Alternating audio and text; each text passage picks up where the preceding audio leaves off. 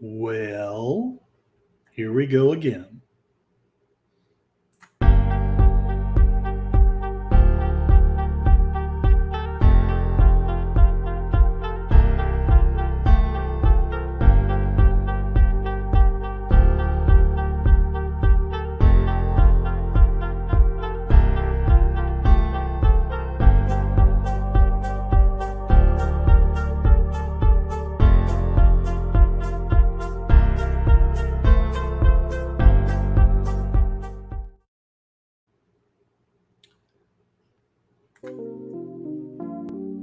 Hello, people of YouTube. People from all around the world. It is I, Curtis Selby, your tired midnight blogger who blogs, in this case, at 6:01 p.m. Want to start out, as always, by saying hello to everyone in the chat. I promise I'll be at least a little less roundabout on this one. Maybe. I may be more roundabout in some ways and less in others. Hello, Connie Cleary, faithful bird woman of YouTube. As the lead scene says, check out her second channel, Fluff Chick Productions. You can also catch her very often on the other side of midnight. One of the great moderators in the sphere. This guy owes me money, but hopefully I got it right. I hopefully have this pinned to the top. Definitely there's other channels and other people I want to support, but Troy and Netter for now are at the top of my list because they basically gave me my start, more or less. So at 9 o'clock Central, whatever that is, your time. I always get it backward. Please feel free to stop by and see Netter's Thursday things. Moira Kitty is also doing concurrently with this time Joker Part 2. So if you don't feel like listening to my silly crap, hang out with Moira and watch Joker 2. Yeah, Connie, what's the movie tomorrow? Halloween the original. That's fantastic. I don't know. I'm not going to share the link here, but Connie Cleary does host a movie on Cosme on Wednesdays and Fridays. She's been doing Halloween movies, as is Moira Kitty. So there's Halloween movies everywhere for your enjoyment. John Pontarero. Nice. I've only seen that once a long time ago, so it will be new to me. Thanks. Yeah, I think I saw an edited version of it. Maybe. Whoa, whoa, whoa, whoa. Meow, meow, meow, meow. They're eating the pets of the people that live there. You'll be around about. Your words will make you out and out. Darn voice to text. All right. Let's dive into the topic. We'll stop the soft drone music. I feel like I've been irritating some people. I don't know if that's true or not, but definitely not my intent. Today's topic, the title is Bring Us Home. And I've got kind of a dual meaning for that, but the main thing is that whether or not you have heard, SpaceX has done a thing where essentially they've brought home the stuck astronauts. Let's dive a little bit into this from Cold Fusion.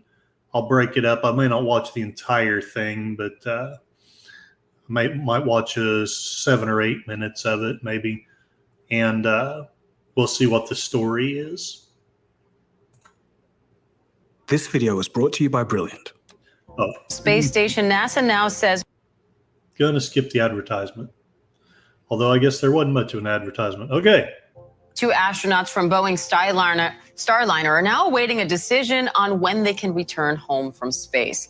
After 9 weeks on the International Space Station, NASA now says mechanical issues with the Starliner could turn their planned 8-day mission into 8 months. For those who've been watching Cold Fusion, you might know that the most popular video on this channel is about the Apollo 13 disaster, which I titled 3 Men Lost in Space. So when I saw this story, I knew I had to make an episode on it.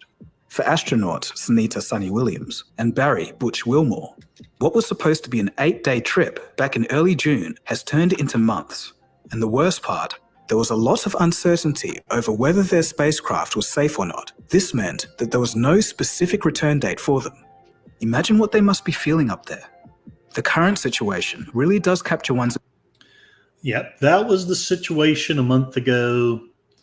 The International Space Station, I think most of us know what that is. This was what happened in June. But their primary goal was a little bit different.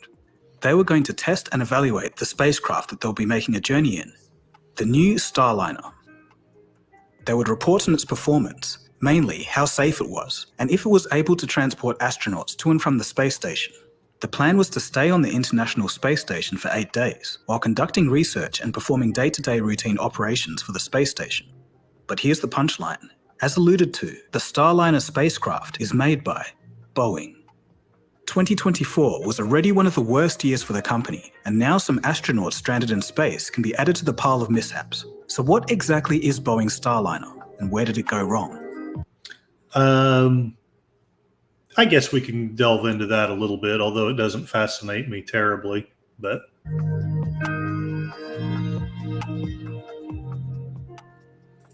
almost 10 years ago, in September 2014, Boeing and SpaceX were chosen by NASA as the 2 companies to help develop transportation for astronauts to travel to and from the ISS and other low-orbit sites. By 2017, Boeing had won a $4.2 billion contract to complete and certify its Starliner class of spacecrafts. And SpaceX won a similar contract for its Dragon spacecraft, but was valued at less, $2.6 billion. The Starliner actually had some pretty competitive features. For example, it's a reusable vessel, meaning that it could potentially be used up to 10 times before requiring any refurbishment. I don't know if y'all remember, but the space shuttle was supposed to be a 100-use item, and sadly didn't end up doing that. DJ Ronnie G, howdy, welcome aboard. Yes, we're going to talk at least a little bit about space, the final frontier. DJ Ronnie G, I was just looking at pics of the old Vostok capsule. The re-entry procedure involved bailing out at a 7-kilometer altitude. Howdy, welcome back to the channel. I hope this is worth your while. 7 astronauts of a mixed crew and cargo. Its capacity was 7 astronauts, or a mix of crew and cargo. It's also modular in essence, so it can be launched using other rockets like SpaceX's Falcon 9.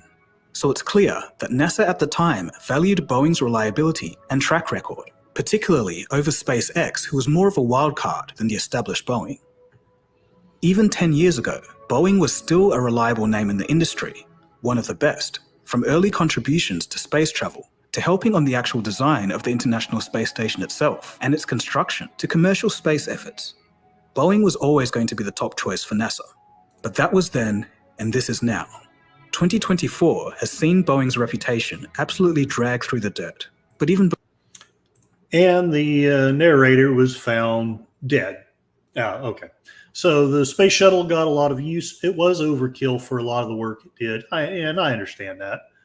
I don't necessarily mean to pin it on anyone. I'm just kind of saddened by it. It's also basically as expensive to refurbish the SRBs as it was to build them. Yeah. A jobs program for Congress. Yeah, agreed. Before, there were a few warning signs that this mission may not be smooth sailing. The Starliner space capsule failed to reach the proper orbit during an unmanned test flight today, and there is concern that failure could leave the U.S. scrambling to get its astronauts into space. In 2019, the first unmanned test flight was unsuccessful due to a software issue. A second test flight in 2022 was a bit better, but there were issues with cooling and thruster systems, the latter a foreshadowing of what was to come. The current mission with Sunny and Butch is the first crewed test mission to the space station. And while it successfully reached the ISS and docked successfully, NASA would have likely been sorely disappointed with what happened next. What went wrong? Basically, I think you all know they got stuck up there. Yeah, and Columbia and Challenger were a Charlie Foxtrot. Yeah, I hope those astronauts rest in peace. So, essentially, I think we all know more or less about that.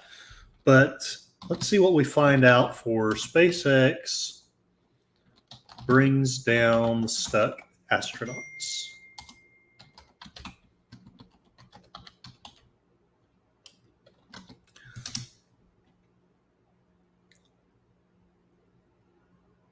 All right, 4 days ago, 5 days ago, 3 days ago. Let's do this one. Ignition, engines full power, and liftoff of Crew 9. Go SpaceX, go Falcon, go NASA. Blasting off Launch Pad 40 atop a Falcon 9 rocket, SpaceX Crew 9 headed for the International Space Station for a crew rotation that's become anything but normal. The vehicle is supersonic. On board, veteran astronaut Commander Nick Hague and Russian astronaut Alexander Gorbanov. Staying behind, original crew members Zena Cardman and Stephanie Wilson. I just want you to know we're going to find spots for them to fly. Their empty seats will be taken by Butch Wilmore and Sonny Williams on the return flight in February. Ignition. Wilmore and Williams have been on the space station since June, unable to return home due to problems with their Boeing Starliner spaceship, which returned home without them. Now, Williams has been named Space Station Commander. This is my happy place. I love being up here in space. It's just fun. And so there's that. So maybe I was wrong. I was thinking that something had changed in that status. So let me see if I can find what I'm looking for on X. SpaceX brings home astronauts.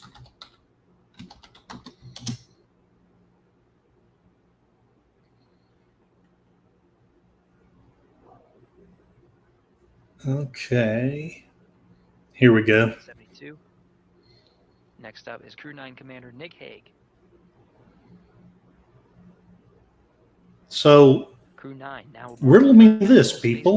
And joining Expedition 72. Hopefully you saw the same thing I did.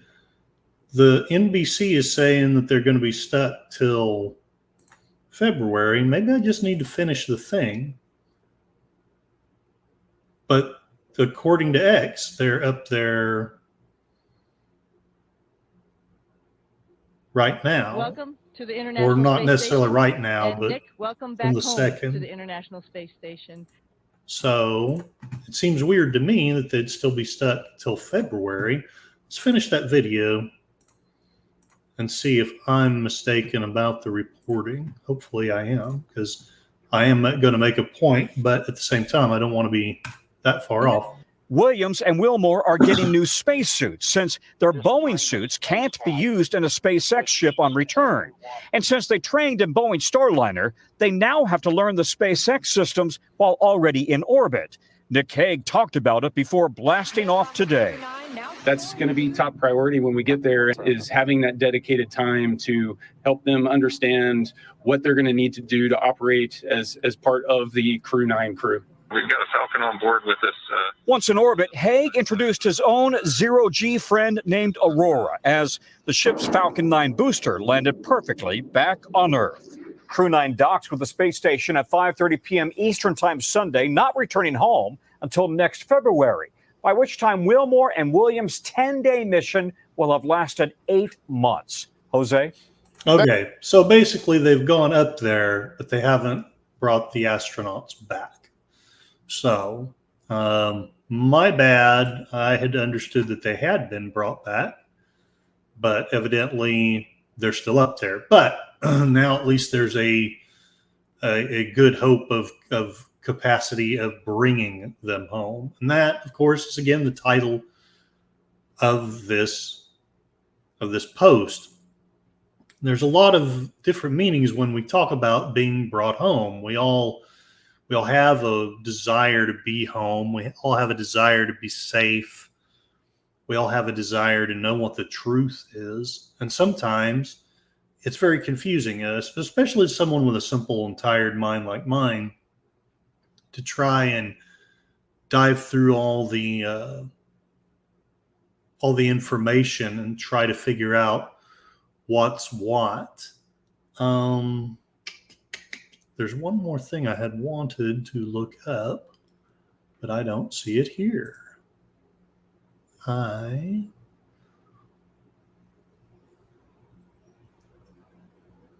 Okay. So I hate to dive straight face forward into other issues of this time. It seems to me like maybe I should talk more about SpaceX. I don't know what really much more to say other than my humble opinion. Boeing bad, SpaceX, I don't know about good, but at least I don't think bodies are dropping. And their ship made it up there. Doesn't necessarily mean that everything's hunky-dory or perfect.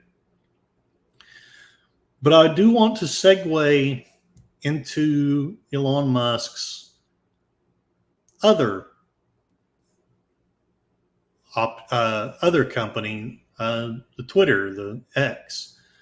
I've been noticing that I get a very distinctly different feed when I look on X as opposed to other social medias. JPRPH1, Elon has been pretty helpful lately. He has. SpaceX has a really good track record and makes actual effort to drop costs. Yes, indeed, DJ Ronnie G. So, I mean, hopefully they made as much money off of that $2 billion as Boeing did off of the 4. I don't know that, though. I'm just speculating. I'm going to take a little bit of a risk here.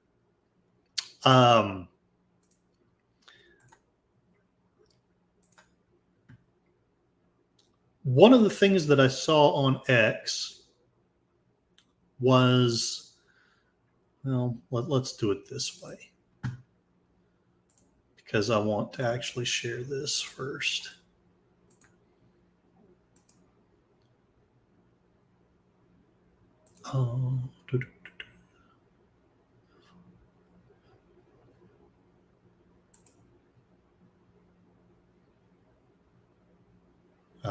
That is not what I was looking for.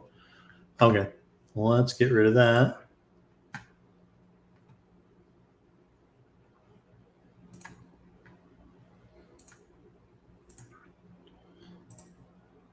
All right. So, as you were mentioning, he's been really helpful with certain things. Let's look up Hurricane Helene and Elon Musk helps.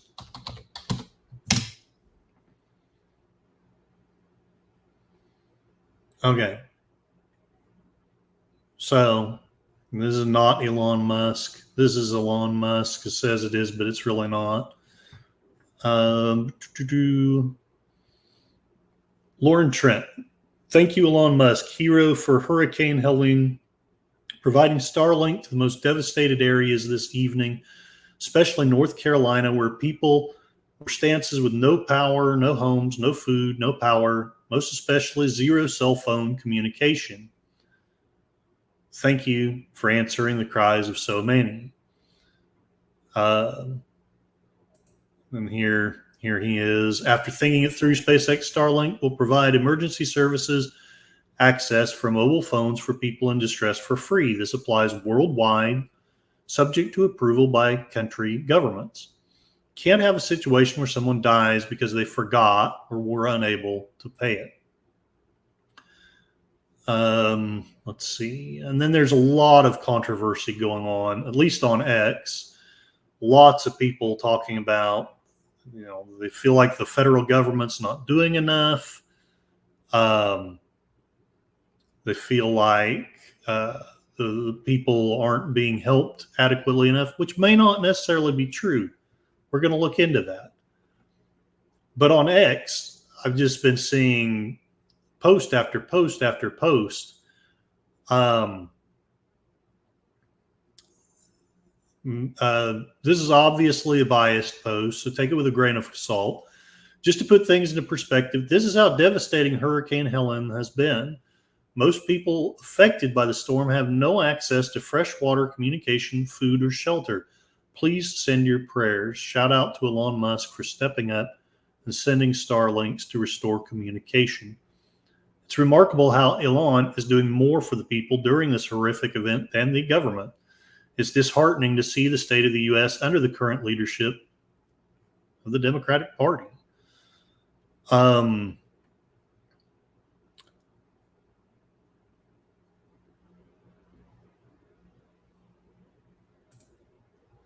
Elon Musk, since the Hurricane Helene disaster, SpaceX has sent as many Starlink terminals as possible to help areas in need. Earlier today, real Donald Trump alerted me to additional people who need Starlink internet in North Carolina. We're sending them terminals right away. Like I say, lots of. I don't know whether I'm being fair or not when I say that on X you're seeing a lot of obviously pro Elon. It's his company, so that makes sense. A lot of pro-Trump stuff, a lot of, not happy talks about the government. Let's look at this. Einstein.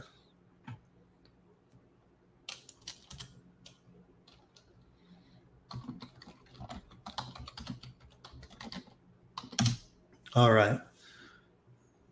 Brett Weinstein, he's a noted, he's one of the people who's kind of brought me to my place where I'm at in my journey.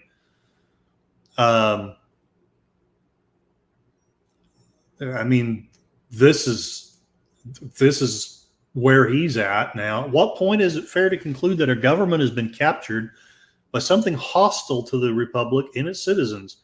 FEMA is literally claiming it doesn't have the money to manage an emergency. Military helicopter crews are grounded. Civilians with helicopters are ordered not to intervene. Helicopters are obviously the answer. And then he plays this, which I hope. A matter of life and death for the people of North Carolina. So my name is Jonathan Howard. I'm a member of the Florida State Guard Special Missions Unit. And I'm also up here with Aerial Recovery, a nonprofit. I came up here on Sunday with Aerial Recovery before we even got activated. We flew up here and then we got activated, which was great. I have my team up here working as well. Here's the problem. I'm going to tell you everything that's happening from the ground, what I'm actually seeing, because what they're telling you is complete bullshit on the news, and these politicians don't have a fucking clue and they're lying. And I'll say this now, I'll say it at the end of the video. The only thing I need from this video is helicopters. If I have helicopters, I can save lives. Without helicopters, I can't reach these people. It doesn't matter how many chainsaws and trucks I got, I can't get to them. They're 10 miles in, 20 miles, 40 miles in the mountains. There's no way to get with them or even communicate with them. I am literally flying around in a civilian helicopter looking for SOS messages carved in the mud or painted on the ground, and we're dropping down and saving them. What got me fired up about this was yesterday, me and my team did the rescue of that 11-day-old baby. And all these government officials and social media, they're showing that video, that pictures and video of that rescue, and claiming that like they have some like government help with that. And I mean, even USA, I think it was USA Today, wrote an article about it saying it was a Florida National Guard that went and got it, like with a helicopter. No, it was me, my buddy Charlie, and a civilian named Zeb with his own personal helicopter out of Wilmington, North Carolina. Like, without that civilian, that baby would be dead. And the old lady we went and rescued after that, she'd be dead too, because she had 1 day left of oxygen. No one was going to go get them. I will tell you, when we go up in the air, I probably see 40 civilian helicopters, and I might see 2 Blackhawks, National Guard, military, whatever they are. That's it. No one's out there doing rescues. Now, he may be feeding us a line. I don't have any idea, but if that's true, that's infuriating. John says, DeSantis sent help right away. Hope it got where it belonged. Yeah, I noticed that. I reposted that on X. But DJ Ronnie G, I used to think the Elon hype was dumb. I did too. That's one of the reasons why I'm doing this post. I'm hoping between us, and I'm actually hoping that maybe 1 or 2 of the liberal types or the the people who don't like Elon, as long as they're respectful, I would actually like for some of them to show up and speak out, because I get not liking these people. I was there. And I want to know, am I wrong to start liking them? Am I just drinking Kool-Aid? Is this guy fake? Is he just a bunch of propaganda? Brett Weinstein's smart, but he can be fooled. And yeah, you're right. Some people do hype him up, and frankly, honestly, too much sometimes. I don't want to become a hero worshiper either. And I definitely don't want to become one of these people who can't, appreciate criticism of Elon or Trump or any of the people that I may or may not be standing by. Frankly, I think it's pretty well. In this case, it seems pretty well earned. Now, that's my thought. Gorilla's Random Thoughts. Hey, keep it down. I'm trying to yell at the kid. Well, yell louder. And everyone's saying hello to Gorilla's Random Thoughts. Welcome to the stream. Hopefully I share something that's somewhat informative, and if not, hopefully I make it entertaining. DJ Ronnie G, I was kind of sold the day I watched 2 Falcon 9 boosters landing side by side. Yeah. Well, my journey toward liking Elon started when he bought Twitter. And I waited and I held my breath, because I'd been told so many negative, he's a lizard person. I've heard that. And of course, we've all heard that about other people I won't mention, because I don't even want to have people thinking that I think that. Gorilla's Random Thoughts. Don't drink Jim Jones Kool-Aid. You are correct. That is one of the coolest clips. I may need to look that up. In fact, I think that's what I'm going to do next. Is that on YouTube? It's probably on X. 2 Falcon 9 boosters landing side by side. All right. 2 Falcon 9 boosters. Besides, that'll help us get back to space. Okay. July 28, 2023. I think this is what you're talking about, hopefully. Side booster landing leg deploy.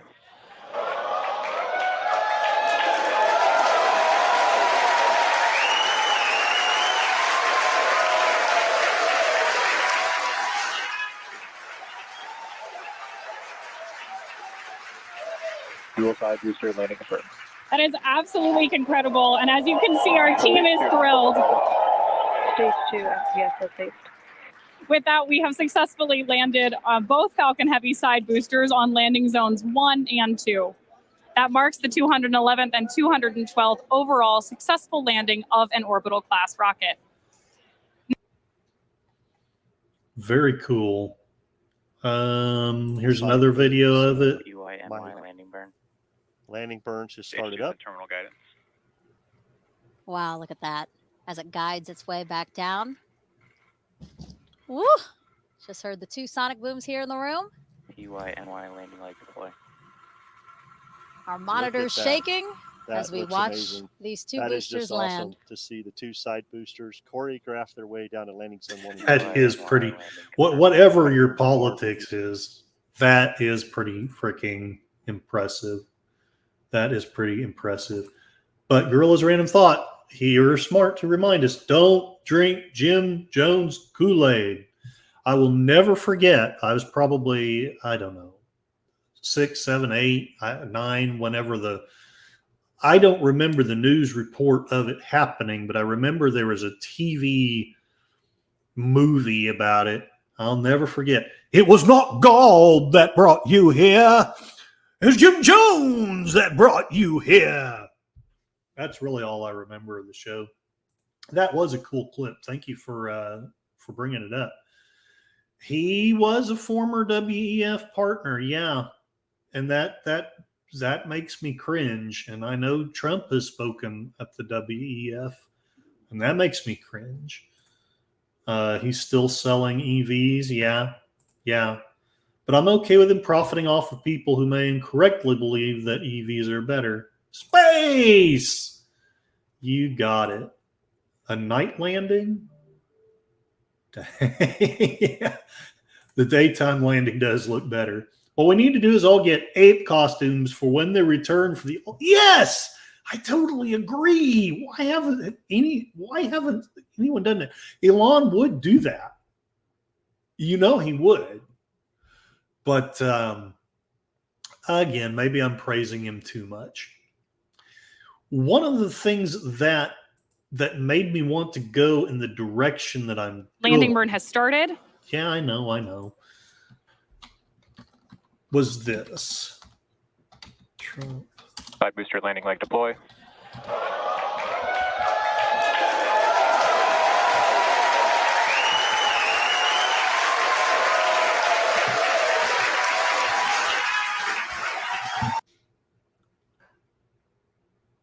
All right. Don't know which one I want to use because I don't know which one's least biased. Fox obviously is biased. I'm just going to pick this one, the one at the top. Maybe this is a biased site, but unless this is just complete Photoshop and people who are more technically minded, please let me know what you think. But I thought this was fascinating.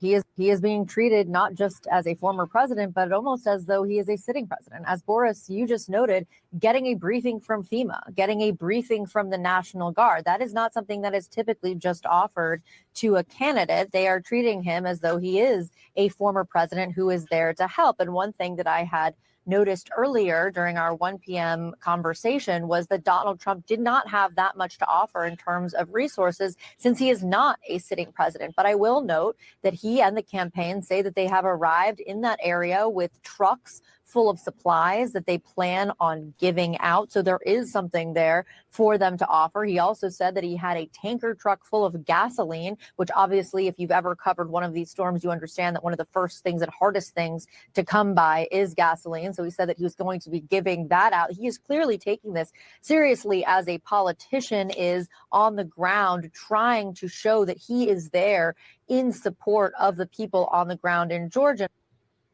Okay. I hope you all heard the same thing I did. Someone on CNN saying that he's being treated like a sitting president, that basically the FEMA people, the government people that are there are treating him as if he's the head honcho. I can't find this anywhere else. God knows I've tried. I'll share with you what I find when I look it up. Same words. And you do see some. In fact, to be fair, the very first thing, BizPack review, Trump treated as if he's a sitting president. The trouble is, I have no idea who the hell BizPack review is. I don't know if they're good, bad, or indifferent. If I'm a liberal looking at this page, I'm going to completely disregard that. Honestly, I'm also not going to search for that likely, but I'm going to completely disregard that. OK Magazine, again, don't know about them. AP News, Trump makes false claims about federal response. AP News, Trump slams U.S. response to Helene as disaster response. Former President Trump criticized the Biden administration. Now, it's a little more centrist. The Week, Trump politicizes Helene response in Georgia visit. Forbes, Trump attacks Harris and Biden over Hurricane Helene response. Again, Forbes is actually pro-Trump, so that's, that's something. Trump slams U.S. response to Helene. ABC News. New York Times, Trump, no stranger to playing storm politics, visits a battered, and I'm sure they've got a nice positive thing. CNN, here Biden's response to Trump lying about Helene response. ABC News, Trump in Georgia attacks Biden and Harris. Again, on and on. I'm not saying it's all negative, but it's definitely not the same glowing thing. And I'm just trying to figure out, one, am I crazy? Am I imagining these things? And two, do you see it and how do you perceive it? Because I know it plays with my head. I won't repeat what you said, but I respect it. And look, I'm sorry, I kind of tend to agree with you. Maybe I'm looking at X too much and too often. That's easily possible. You see, you got to understand, I'm an ex-conservative. I'm still not going to take the mantle of conservative because I don't really think that whatever's going on, I don't think it's a conservative thing, which may not be a bad thing. It may not matter, but I've never really seen Trump as a conservative person. I've read his books. I've seen his shows, and we're going to get into that, but I don't see him as this hardcore conservative person. And so when things like January 6th happen and all the many things that have happened ever since, it was baffling to me because there was cognitive dissonance. And like most people, I did cave during January 6th, but my spidey sense just kept tingling because I got to tell you, shout out to the NSA agent monitoring this phone call. I don't want to puff up it because I'm no badass, but I know badasses. I know some people who've got, military experience and who have fought and been in combat. And dude, I'm not saying they could take the government down, but it would not look anything like January 6th. It just would not. It would have been efficient. It probably would have been brutal, and it probably would have been effective. The clowns that did January 6th, I've never figured out what the hell that was. I have my thoughts. I have my suspicions. I'm sure you do too. Yeah, I know Gorilla's random thoughts. I know you weren't I'm getting to know you at least a little bit. I knew you weren't targeting me. I'm going to play around a little bit more. And while I'm at it, I don't know if this helps, hurts, matters. I hope it's okay to bring it up. But Chris Knight sent a message to one of the groups that I'm in that his channel has been deleted. So keep some thoughts and prayers out. If you have any knowledgeable way of assisting, please reach out to him. I felt really negative, though, about Trump from January 6th until just a little bit before the assassination attempt. Let me get down here. I want to show you something. This is one of the things, hopefully I can get to it, that just started to make me wonder. I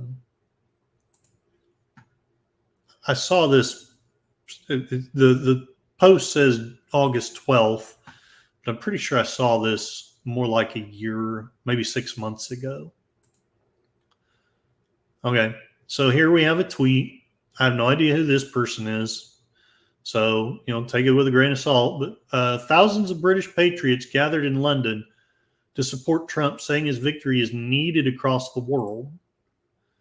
Our message to actually, I'll let them say it.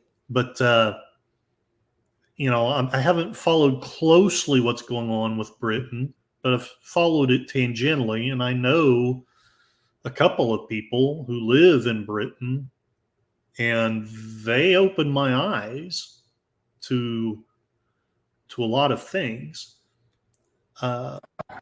This. Our message to Donald Trump and the United States and every American who's watching this. Your election in November is far bigger than your country. Okay? Donald Trump is needed in this world to bring back peace. His leadership is needed to save the West. All of our countries are being flooded. They are destroying our cultures. They're bringing us down. It's an attack. Okay. And I won't play the rest of it because I understand that there will be people who will completely misunderstand what I'm trying to say. And why do hail my people? Yeah. It got me to wondering. It got me to thinking. And as I said, I've talked to a couple of British people since then, and granted, it's only two. It's literally only two.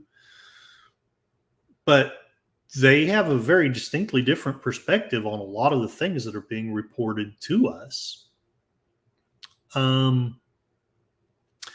me share this as well.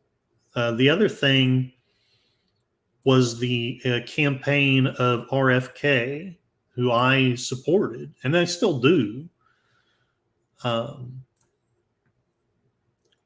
But right before he announced he was dropping out, I heard this. I have to say, there's only one party.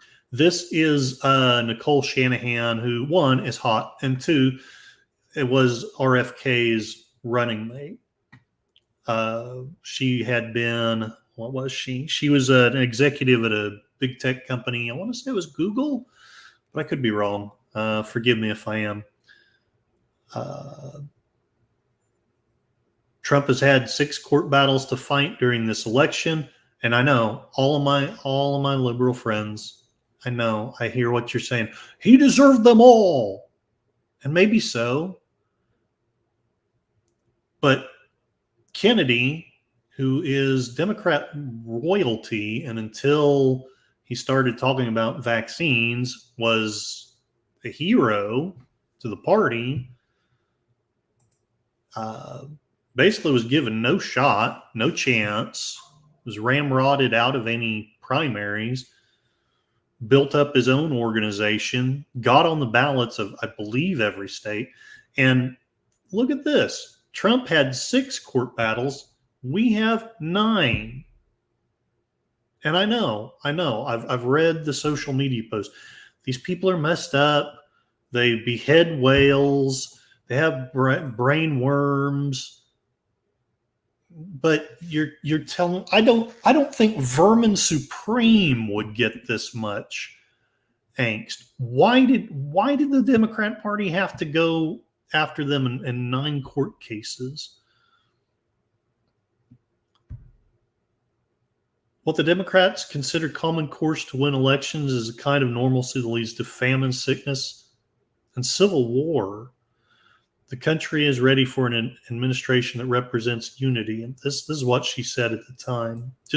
I want to say a day or two before RFK suspended his campaign and endorsed Trump. That has obstructed a fair election for us. And unfortunately, it was the Democratic Party. They've done everything they can, including creating PACs to prevent us from being able to have ballot access. Yeah, it's interesting because you were saying that you could stay in and run the risk of Kamala Harris win, or you could walk and you could join forces with Donald Trump. When you say join forces, Nicole, what do you mean specifically?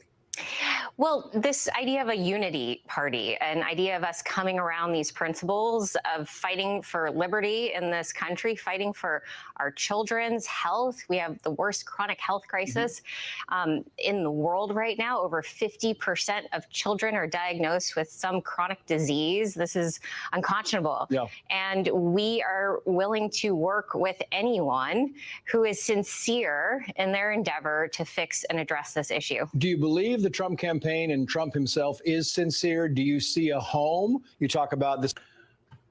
There's that word. Do you see a home?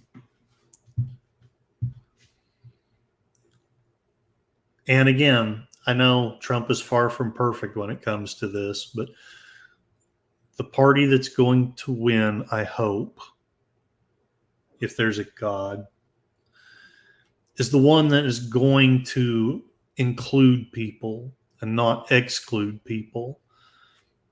It's the one that is going to make people feel at home and not the one that makes them feel like outsiders. Now, remember, my last stream was about geeks and nerds, and that was the very words that they used. We are the party of inclusiveness. We're the party that loves everybody and that wants to bring everyone in. And why did you chase Kennedy out? Well, he has issues. Well, guess what? We've all freaking got issues. If you're the party of inclusiveness, why are you chasing away Kennedy and Gabbard and Weinstein and on and on and on and on? This is being Bobby's decision. Do you see a home for RFK Jr. in the Trump administration, Health and Human Services, something to that extent? I would fully support it. I would fully support a strong partnership dedicated to this issue. A lot of people comment that in his first term, he didn't accomplish many of the things that mothers really were hoping he would do. Made some big mistakes around the pandemic. However, I think that he is sincere. Yeah, I do. I think it's interesting because the National Review today kind of agrees with you. It's saying that if you, in fact, join the Trump I'm not saying the Trump campaign, if you pulled out of the race, that it would be more beneficial to the Trump campaign than the Harris. Which, who knows, honestly. Enigma Severus, I hope you have had a good workout. I'm out here rambling about basically which party was more inclusive, because the claim was made on Geeks and Nerds for Kamala that they're the party of inclusiveness. And I want to suggest that if that were so, I promise you I would probably be voting for her. But I'm not. And I hate that there are probably very good people who think that I am the bad guy for this. Yeah, I wanted to play this too. This is another Robert Kennedy thing. Enigma Severus, yeah, good workout. I have to eat more food apparently. Felt great with the workout though. Very good. DJ Ronnie G, fake inclusion by exclusion. Yeah, I'm not sure if I understand the logic of it. There's so much that I need to learn, but it's like we're going to include everybody, but like they said at Animal Farm, all animals are equal, but some are more equal than others. Let's look again at something on X. I'm gonna stop looking at X here in a bit, but not the vaccine. The same. No, the same actually not Francis that Assisi one. said Not that that one. we should turn our lives into a. Yeah, actually, why not? I think you'll enjoy this one, Enigma Severus, even if nobody else does. I think John and Enigma will enjoy this one. The same Francis of Assisi said that we should turn our lives into a prayer so that we're in conscious contact with God every waking moment of the day, and not just, pray by rote in the morning, at night, to turn everything we do when we're eating, when we're exercising, when we're doing our work, and all of that should be performed as a prayer. I try to do that. I try to keep God close to me all the time, and to continue to maintain that posture of surrender. And that is the challenge for all of us. How do we stay, in that posture of God's will rather than, self-will? I need to stay in conscious contact with God every moment of my day, and that's what I endeavor to do. I don't always do it perfectly, but I try every day. And I'm not meaning to proselytize. I'm not meaning, if you're not a Christian, please don't think that you have to be a Christian. You can't be on my channel. And I also don't want to be one of these dummies. It's like, you can't be a Christian and be a Democrat. Oh, no. We're not going to go there. Kennedy was a Democrat, and maybe I'm wrong. I think he was an imperfect Christian. I think he sinned like all the rest of us. Who knows? Maybe he did have a brain worm. But right or wrong, listening to some of the things he said, I believe him when he says this. Sashi, the man from the future, there's no need to understand the logic. You just have to accept what they say. They know better. Absolutely. Everybody's thanking everybody, is saying hello to everybody. I keep saying that I'm done with X, but I'm not. So let's go back here. That's tempting to show you that, but no. This. Yes. Let me.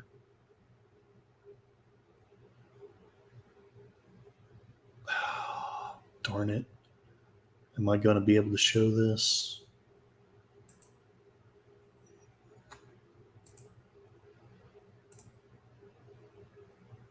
Okay. There it is.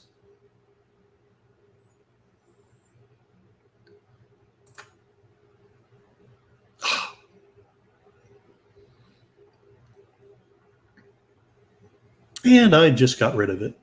That was brilliant. You know what?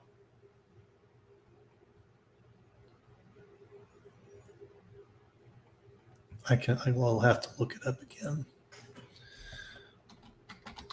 Trump prayer.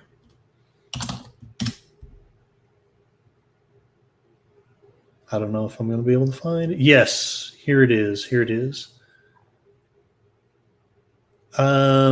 Actually, no, it's not. But I will share. Okay, I think I know how to share this. All right. So Trump tweeted, Saint Michael the Archangel, defend us in battle. Be our defense against the wickedness and snares of the devil. May God rebuke him, we humbly pray. And do thou, O Prince of the heavenly hosts, by the Spirit of God, cast into hell Satan and all the evil spirits who prowl about the world seeking the ruin of souls. Amen. Now, I have sadly and foolishly somehow lost the post that I was going to share. But let's just say that there was a lot of criticism, even though X isn't showing it now.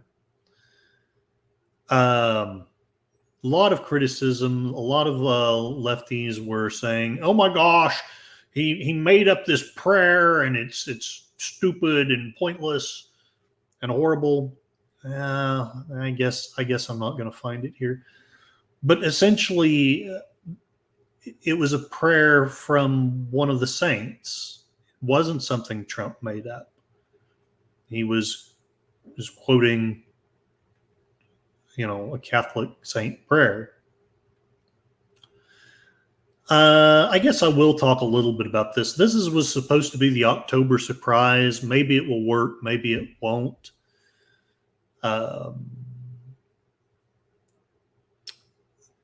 They're trying to say that Trump said, make them riot. But as far as I can tell, this is the only evidence. We have a person who is quoted as P5, I think, who is saying that he heard him say, make them riot. I would probably be willing to listen to that and look at that if we didn't already have the Steele dossier and that was proven to be wrong, and the Hunter Biden laptop was proven to be true, and on and on and on and on.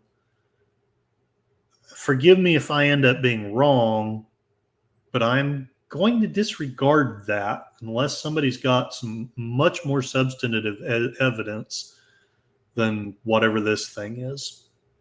People saying hello to each other. Enigma Severus, throughout history, the people of Christ survived through lots of turmoil and even worse conditions. My prayer is that we don't have that happen to us, but we are not special.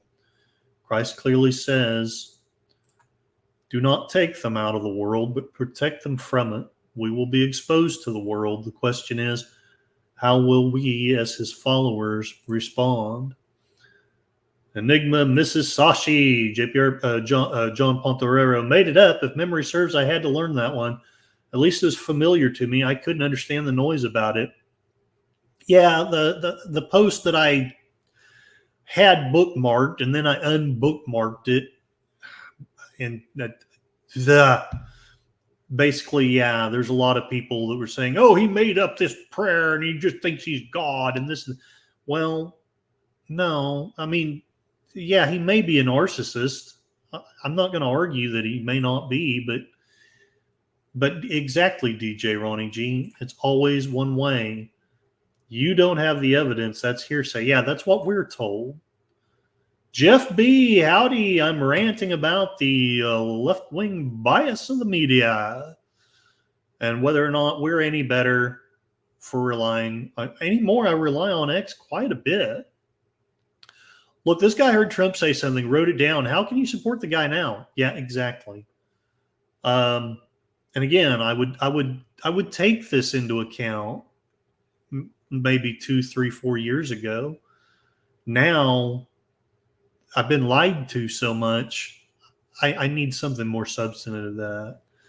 Kimmy Kibb, hello. How are you doing? I welcome onto the channel. I'm glad to see you. Hopefully I'm not too ranty for you. I'm trying to talk about the differences between how things are reported in X and the way things are reported in other places. Now, I know my friends on the left, they will say, and maybe they're right, maybe my perception is what's skewed, that Twitter has become a dumpster fire. I know one of the people in the community did actually a really good video. It didn't really convince me, but it was well made and not badly argued, saying that Elon has done a bad job with Twitter and this and that. But I'm refreshed because I remember being a conservative and I remember being censored. And look, I don't want it to turn around. I hope Twitter is not doing that. And if any of you are kind of left wing, please let me know. Because I'm not being censored on X. That's why I do most of my sharing and reposting there now. I may still end up being wrong. I may even end up being fact checked, but I have yet to just be taken down or be put in Twitter jail or anything like that. Bias in the media is shocking. Yeah, Kimmy Kibb is good. You're from the UK. You may have a different outlook, and that's okay. That's absolutely okay. Please, as long as it's respectful, please let me know what your outlook is. And also be careful, because rumor has it you guys can't criticize your government. Let me know if that's true. You don't have to criticize your government. Just let me know. Sashi, the media isn't left-leaning. You perceive them as such because you're a fascist. Yes, that is true. I came out as a fascist the other day. Teasing, Kimmy Kid. I'm not a fascist. I was being sarcastic. Oh, man. Enigma Severus's comment was taken off. I'm sorry. DJ Ronnie G, if there was censorship on Twitter X, it wouldn't be censorship because X is a private corporation. Well, and I know that's the argument for Facebook and then for YouTube as well. But my trouble is, after you read the Taibbi files and you realize that a lot of that censorship was basically coerced or however you want to put it, you know, by government officials, I can't take that argument anymore, although I respect what you're saying there. I think I understand what you're saying. Kimmy Kid can criticize her government. Trust me, I got that. Okay, DJ Ronnie G, I don't actually believe that, but I love turning double standards around. No, I do too. It's one of the reasons why I'm probably losing, well, not losing subscribers, but it seems like I don't get the views that I used to. Who knows? You can dance if you want to. Kim and Kib, I try to keep an open mind, see everyone's point of view before I make any judgment. Yeah, me too. I've actually irritated some people by being too equivocal. Enigma Severus, lots of lefty groups endorse. Yeah, well, that's what I was just pointing out. Kennedy is a classical liberal. Stranahan, Tulsi Gabbard, the list goes on and on. Brett Weinstein. I wanted to share more from the Save the Republic speech, but I've decided there's just too much, and I needed to share what I was able to share. But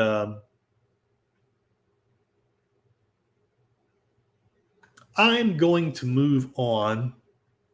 But it is still going to be about speech and the media bias.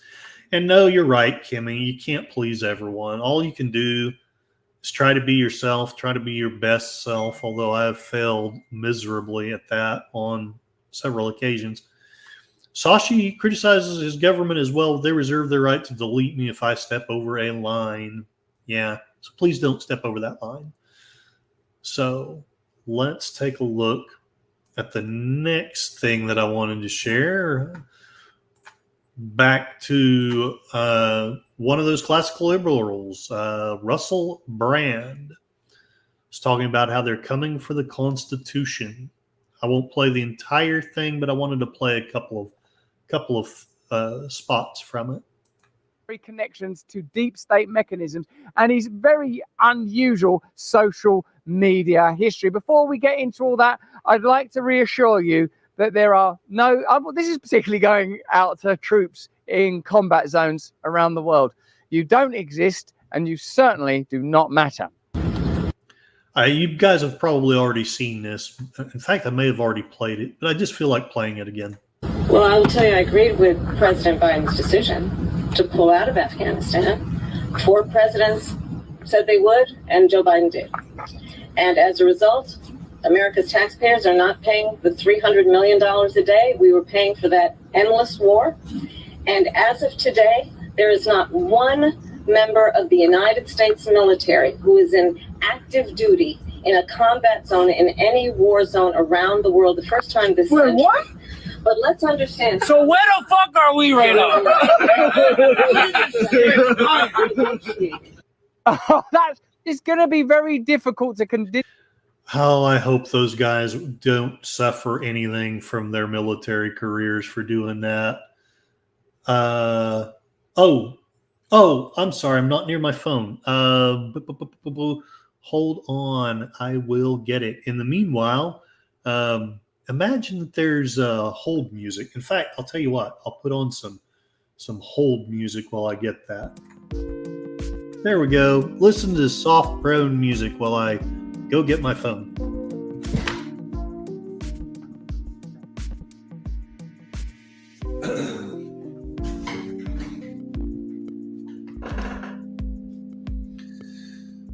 Your call is very important to us. Please know that we care very much about you, your opinions, all that other stuff. Okay, I'm back. All right, what did you message? Oh, the mainstream media, it kind of is turning on the leftists. And I also hope that they self-implode, not because I want the leftists to suffer, and I don't want them gone. Back when I was a fan of Rush Limbaugh's, he gave this overly triumphant thing when the Republicans, for the first time in ages, had the president. What did they have? I think they had, if memory serves, there was a time when under Bush Jr., when we had the presidency, we had both houses of Congress. And so he was celebrating, and he was saying that the lefts are on the way out, they're on the way down, and that ended up being incorrect. But he said something, that part I don't even care about. But what he said that I've always remembered is we don't want them to go away. We need at least some of them so that we don't fall into an echo chamber. I can't remember if that was his exact words, but that's always been what stuck in my mind. And it's absolutely right. And one of the things that I only get lip service from some of my left-wing friends, but I think one or two of them are genuine. We don't really want the right to totally go away. Well, frankly, you may not, but the censorship media concern, they seem to want them gone. All right, people saying hi. Good evening, Matt Cheatwood. Welcome. I hope you're doing well. I hope the goats are doing well. And yeah, they're coming for the Constitution. They are. I almost shared. There are a lot of articles that you can look up online about how the Constitution is outdated and needs to go away. Jeff B, it should be a DJT ad. I heard the Dan Curtis, you whiner. Yes. Yes, we have missed you, Matt. I hope I didn't irritate you too much with the Rings of Power post. I know I took too long to get to the point, and maybe it was too much of a bait and switch. So I understand, and hopefully you're not upset. You're probably not, because you rarely are, but you know me, I'm overly sensitive. Furries have also turned on the leftists. What? Matt Cheatwood, Enigma Severs. I've been busy around the farm. Hope things are going well for you. And no doubt, and good evening. Yes, Kimmy is going to be right back. Enigma Severus, Matt Cheatwood doing good. A student kicked me at work the other day. Yes, you shared that. I'm glad that you're okay. I hope the kids okay-ish. Jeff B, good. Kimmy, how was yours? Got to be late there. Matt Cheatwood, I watched part of an interesting podcast a few days ago talking about how the pod people that were Mormons have left in the last 8 years and become hardcore leftists. One of my ex-girlfriends, I'm not going to name her. I'll never, except for maybe my ex-wife, I'll never name an ex-girlfriend because I don't want anyone to think that I'm calling them out or saying negative things about them. She was a pretty staunch right winger when I was dating her, which oddly enough, that was back when I was much more centrist than you guys have seen me. And since then, she's not gotten hateful, but she has left the right wing. And I'm sometimes curious about knowing what her story is, but because of the way things ended, I probably won't reach out to her about that. Join us. Okay, I was pretty sure you weren't, but you know me. I'm overly sensitive, and I want to make sure that I'm not offending people. Blah, blah, blah, blah, blah, blah, blah. Matt Cheewood, there's no way in hell I would teach in public school in the U.S. All right. So the Constitution is an imminent threat. Continue to condemn Donald Trump for his terrible attitude towards the military or his lack of respect towards veterans, while that clip exists out there, made for troops, by troops. It's going to skip it ahead would a just bit. watch would qualify as misinformation under the definition of Hillary Clinton. Let's have a look. Just as Mueller indicted a lot of Russians who were engaged in direct election interference and boosting Trump back in 2016. But I also think there are Americans who are engaged in this kind of propaganda. And whether they should be civilly or even in some cases criminally charged is something that would be a better deterrence. Because that's extraordinary, isn't it? The attempt to criminalize all inconvenience is one of the hallmarks of this new regime that we face. We want the ability to enforce vague laws, keep them vague so that we can use them only when we need to. I had a brilliant conversation with Majid Nawaz. I know, Matt, you have read some Ayn Rand. If you, I can't remember if you read Atlas Shrugged, but one of the things in that book is we've got to make so many laws, no matter what you do, you cannot help but somehow break a law. And I think that that's exactly where we've gotten. You know, I'm not a lawyer, and maybe I'm wrong, but I do feel like they can come at you for anything anymore. And I think that's horse hockey. The Constitution has been violated in ever larger steps for well over 100 years. Enigma Severus, as a conservative, the majority of us do not care about people's preferences in life. We just want consistency and social justice. Play by the same rules. By the same rules. And stop forcing us to accept stuff. Matt Cheatwood, I have not yet read Atlas Shrugged. I could be wrong, but I think you would enjoy it. I enjoyed it quite a bit, and I didn't expect to, because one of my friends had actually hated it. Ironically, it wasn't so much the philosophy in it as one of the main characters in there, his marriage was almost exactly like mine was. And I just thought it's kind of a sign of hope. If a woman can understand a man well enough to write that story and be sympathetic toward the man, there's hope. There's hope. All right. What do I want to skip to? Because I don't care about that. Actually, yeah, I do care about that. Let's skip to this. Use the code BRAND to claim your discount. These kits are limited and only available in the United States of America. God bless America.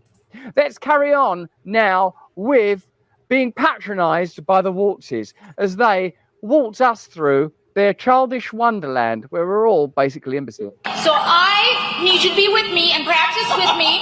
What are we going to do? We're going to turn the page. Oh, pretty good. Do it again. We're going to turn the page. And we're going to turn the page. All right, so I'm... We're going to actually disobey. We're going to disobey en masse. We're going to oppose. We're going to refuse to listen to your propaganda and your prejudice. We're going to refuse to let your sort of cozy affability and your tubby hubby make us believe that we're on the side of the righteous. We shall recognize this project of infantilization for what it is, an attempt to paternalize the entire planet. You know that care and control have a crossover. We really care for you so much. We don't want you to get this virus. So maybe if you take this medication, maybe if you stay in your house, maybe if you live the rest of your life like a little mouse, turn the page. I'm going to be watching you because when I see Wisconsin... Which if we lose, it's impossible for us to gain the White House. And I'm going to watch you nationally on TV because it's a pretty important place in Minnesota. I'll help you practice with this. You just show me this. Turn the page.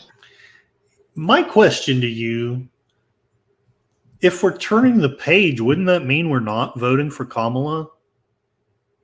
I mean, please correct me if I'm wrong, but the logic of it, we're on your page right now. If we're turning the page, then we're rejecting you. again, maybe I'm just seeing things wrong. Oh yeah, Matt Cheatwood, we could have a whole conversation about how the left does not know what tolerance actually means. They act as if it's a synonym for acceptance or even approval.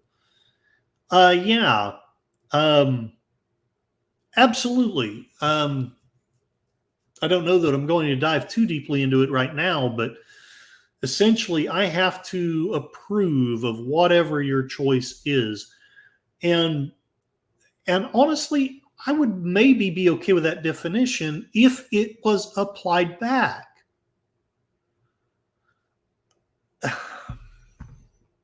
Sashi, what's all this I'm hearing about FEMA not having money for relief because they spent it on migrants? That was one of the reports, depending on who you talk to. Now, there was a big debate in one of the creator Twitter things.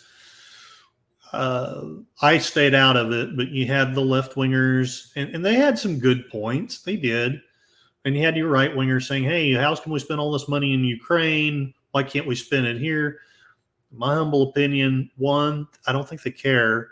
And two, maybe I'm being cynical, but, you know, if it's a red state, we don't care. Right? I mean, they voted against us. They're deplorables. They're supporting the Antichrist. Sashi, basically, they're disregarding citizens who won't vote for them, dedicating it to newcomers whom they think they will buy votes from. I hope I get this guy's name right. I've subscribed to this archaeologist. I want to say his name is, no, that's not it. I'm getting his name mixed up with the singer. But he's been posting a lot of this kind of stuff. And it's interesting to hear him talk about it. And he talks about how one of the things the Constitution got wrong, and it did, this is something it got totally wrong. And I don't think there's many reasonable people who argue it. The blacks were considered 3/5 of a person. And we're appalled, rightfully appalled by that. But for some reason, if you voted for Trump, or if you have questions about the vaccine, or if you believe that free speech is a right and not a privilege, for some reason your vote shouldn't count as much. Your input shouldn't count as much. If citizens act like children, politicians will treat them all that way. You're not wrong. You're absolutely not wrong. Matt Cheatwood, are familiar with what happened in Venezuela after their economy crashed. The ruling Socialist Party was handing out food. Yeah, but only to members of their party. Yeah, exactly. Darn it. That's not what I meant to do.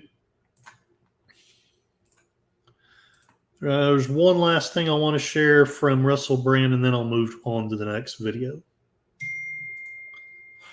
Somebody's telling me something. Is pre-chewed to the degree where if you spat. So he's talking about how we no longer get news. We get, one of my friends says that it's editorials, and honestly, I would be okay with that. But if I'm watching a news program, I'd want like 25 minutes of news and maybe 5 minutes of editorial. And I feel like we get 25 minutes of editorial and 5 minutes of news. One of my friends saying they're turning on extremists. All current politicians are left-leaning compared to even 20 years ago. All support some form of socialism. They all do. Believe that you should absorb them, and beyond political, spiritual, look beyond the narrow purview of materialism and rationalism that even this space offers you. But what I can tell you certainly is the way that you receive information on MSNBC is pre-chewed to the degree where if you spat it into a baby bird's mouth, you'd risk patronizing them. Constant lies. But even this piece about saying, well, my building was the tallest until, they brought down the World Trade Center. Now it's the second tall. I mean, everything he does is despicable. The reason why it doesn't end his career. Now, look, I know the right does it too, so I don't want to hop down too much. But do you remember ever hearing Walter Cronkite say, everything this person does is despicable? I don't remember that. I don't remember Paul Harvey ever saying, everything this guy does is despicable. I don't remember that. I don't understand how that's news. That's an opinion. And I don't understand why I have to accept it. Purchased biased headlines. Matt Cheatwood, I had a great range day at my neighbor's last. Oh, that's fantastic. Sorry. Is because his supporters are just as despicable. All right. That's right. You heard it from their mouth. We're just as despicable. And don't get me wrong. I know this isn't every Democrat. I hope and pray that it isn't even. I pray it's not even 2/3 of the people, or even 1/3 of the people that will vote for Kamala. Is that a wig? I'm gonna not touch that one. Matt Cheatwood, you don't have to accept it. Stop watching, stop listening. Yeah, well, I have mainly, but I'm just sharing this because I don't know. I just feel the compulsion to do so. Right? Like Trump's whole thing, he's a narcissist, right? And so his whole thing is to have a complete lack of compassion and empathy for everybody else. It's all. I would say that's pretty lacking in compassion and empathy to say that only because you are certain that you're saying it in an echo chamber, a silo of continual approval, because that's 72 million people. When I went to like Cheesecake Factory in a mall in Sarasota, delicious, by the way, I was thinking these people are Trump supporters. It's not all like red hat, MAGA wearing, like a painted chest, fully down with it. The people I met at the RNC, who were also pretty lovely as well, by the way. I'm talking about ordinary Americans that are probably concerned, as I am, about the trend towards globalism within the Democratic Party that is being masked with issues that center on ethnicity and vulnerability, about which, by the way, I don't think they actually care either. So to make that these people thought of Donald Trump when he was just cropping up on The View, because people seemed, by and large, to think he was a pretty nice chap. It works for him because his supporters are just as ungenerous and have just as. Yeah, we're also ungenerous. Little compassion and empathy for others. So when he is seen out there, essentially, as you guys have put it, desecrating our national symbols, when he is seen out there putting himself above all else, his support. It's interesting that while the claim is being made of the desecration of national symbols, the legacy media are literally questioning the legitimacy of the Constitution itself, which is beyond a national symbol, it's a national artifact. And when you consider the ongoing iconoclasm when it comes to the hauling down of statues, it's an odd argument to make. And when you consider, even from what we've been talking about today, Kamala Harris saying there are no American troops in combat zones anywhere in the world, a point that's not being refuted by a political opponent, but by the troops themselves, you have to consider that this narcissism's insidious reach may be in places where this particular pundit is not looking for it. Hey, if you're watching this on... I'm going to do something that I had been going to do and decided not to, but I'm going to do it anyway. Need to revoke the Constitution.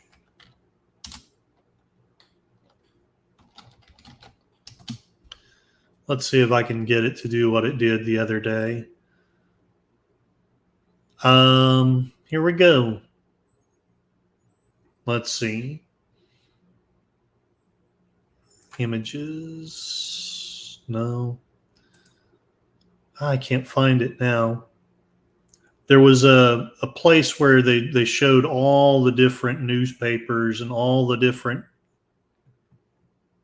magazines that are calling for the removal of the Constitution. Filled up a whole page. I can't find it now, but This was one of the ones that was on it. Is it time to torch the Constitution? The New Yorker. And, you know, obviously Trump is the threat to the Constitution, but we're not. We're not. Okay. All right. I have to get ready for work. See you guys. Have a good day, Sashi. All right. Ungenerous, narcissistic deplorables. I had a great friend in Tulsa. I still have. I mean, he's still my friend, but I rarely talk to him anymore. He went by the term of bitter clinger because, you know, while I think Obama was profoundly better at not disrespecting the opposition as much as some of these other people, it still slid from his mouth once or twice. And he was talking about how we were bitter Southerners clinging to our guns and Bibles. I'm going to do something, maybe, or maybe not. He's going to get his booty off that couch and no longer be the couch tater tot. No, I'm going to be a tater tot. He will now be known as Cortez Stalinsky. Yes, because I am a Russian asset. I thought I would also share some. I hadn't been going to do much about the vice presidential debate, but then I found someone who did the analysis better than I would have done. That is Winston Marshall. Some of you, if you've been on this channel, you may remember that he debated Nancy Pelosi and shredded her because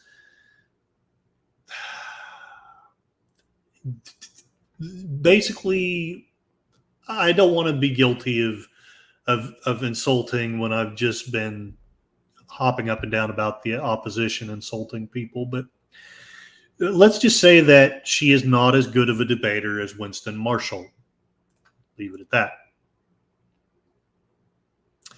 Let's play a few things that he talks about. Before Iran launched a missile attack on Israel, the state of the Middle East, and indeed the world, with Biden-Harris leading the free world, has not been so disaster-ridden for decades. Meanwhile, America is reeling and mourning as Hurricane Helene claimed more than 150 lives. With catastrophe in the background, Trump's VP pick, J.D. Vance, faced off with sitting Vice President Kamala Harris's VP pick, Governor of Minnesota, Tim Walz. Would we have a fact-checking fiasco like last time? Well, apparently the moderators agreed to no fact-checking. Not that they stuck with that. Governor, and just to clarify for our viewers, Springfield, Ohio does have a large number of Haitian migrants who have legal status, temporary protected status. Well, Margaret, but thank you, Senator. We have so much to get to. Margaret, I think it's important we're because going to turn out of the economy. Thank Margaret, you. the rules were that you guys weren't going to fact check. At times, Governor Tim Walz looked like a deer in headlights. Persuade one another. Now, I know that a lot of people on the left and X and other social media were mocking Vance on this point. Basically, they were saying that he was a whiner, that he was complaining, I'm being fact-checked. But here's the deal. We all saw Trump being fact-checked, and often not even correctly. Not always incorrectly, but often not even correctly. Kamala was never fact-checked. Well, where? No. The rules, you are the people that say that the law applies to everyone, that no one is above the law. But that also means that you have to apply it equally. You know, Trump is a bully. Trump is a bad man. He deserves to be fact-checked. Really? Well, you know, people are complaining, well, he doesn't want to do a debate. Why would he? What's the point?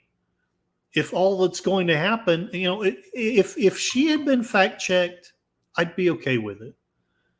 You know, even if it had been a one-sided fact check, if they'd fact-checked her 2 or 3 times, no, we're not going to do that. Enigma Severus Waltz had the head bobbing that was hilarious. Waltz would head bob continually like a chicken when Vance would talk. It was so funny. Oh, Matt Cheatwood found something. Oh, let's see what that is. Hopefully I'm smart enough to do this. Okay, good. I'm muted. How wokes stole pod people from conformist religions. Oh, a Mormon case study. Okay, I will have to check that out. Interesting. Oh, okay, what's everybody saying?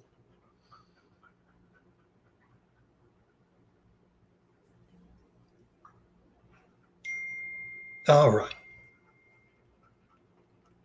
You cannot say you are a thing and act the opposite.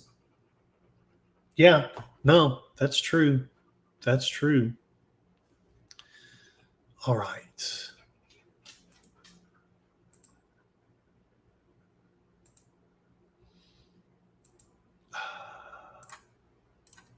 Persuade one another. Persuade one another. But in this video, we're going to take a closer look at 3 topics from the debate, which are crucial to the election: censorship, illegal immigration, and voter registration.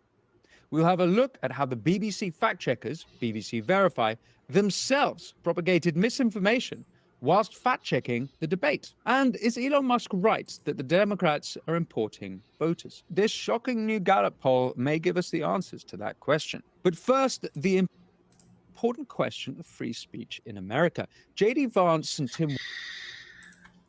And as you know, that's the deal breaker for me is, you know, the censorship, the government overreach during COVID, and the state of the border.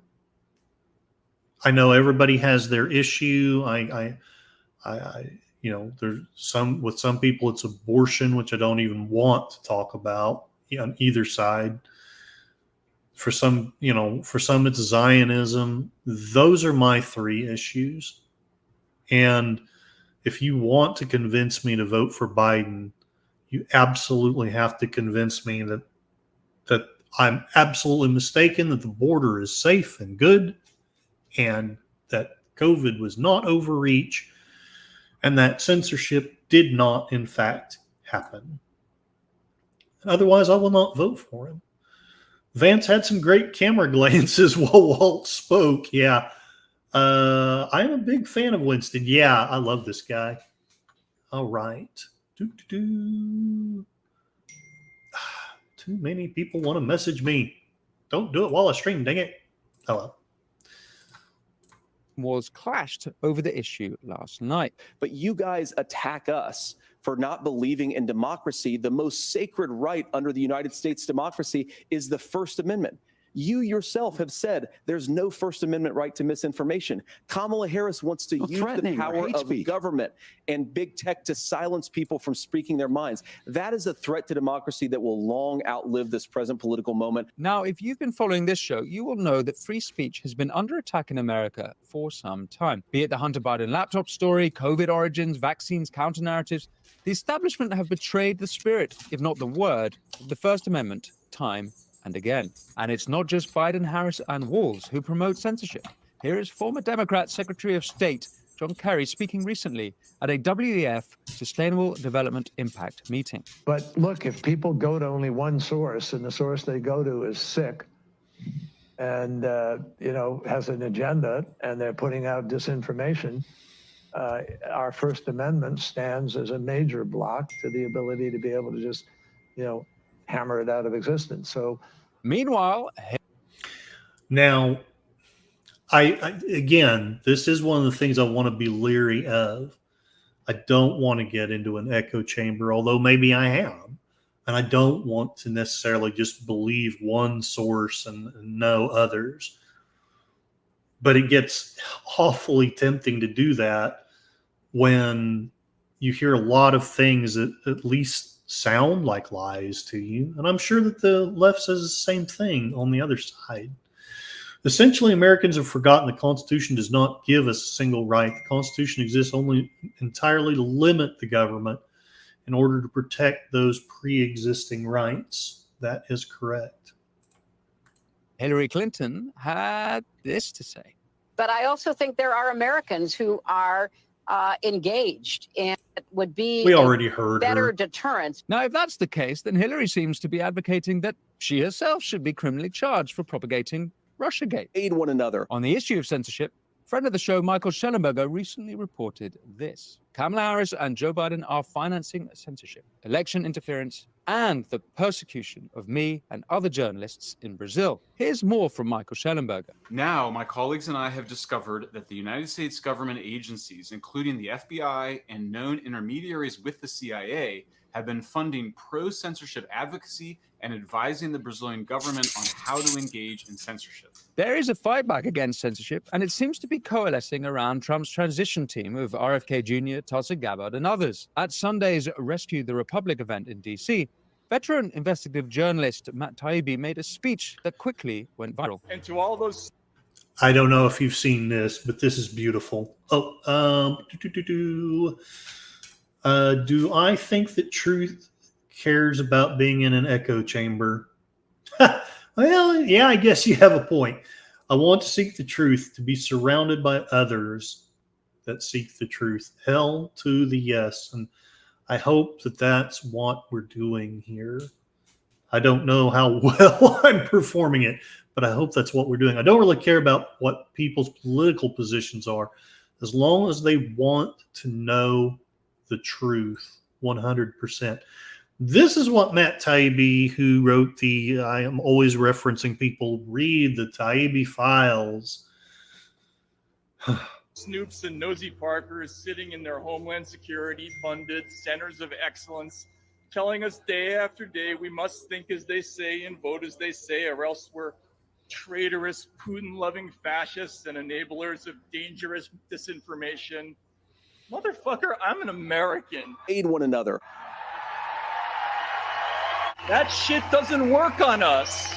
At the same event, RFK said this about Democrat censorship. Hillary Clinton, Tim Walz, and Kamala Harris all said the same thing. They said that if the Democrats get back into office, that they are going to make sure that misinformation and disinformation is censored. They said that the First Amendment, they were specifically talking about Elon Musk, and they said that they were going to teach him that the First Amendment is a privilege, not a right. Tim, I think I know what most of us think about that.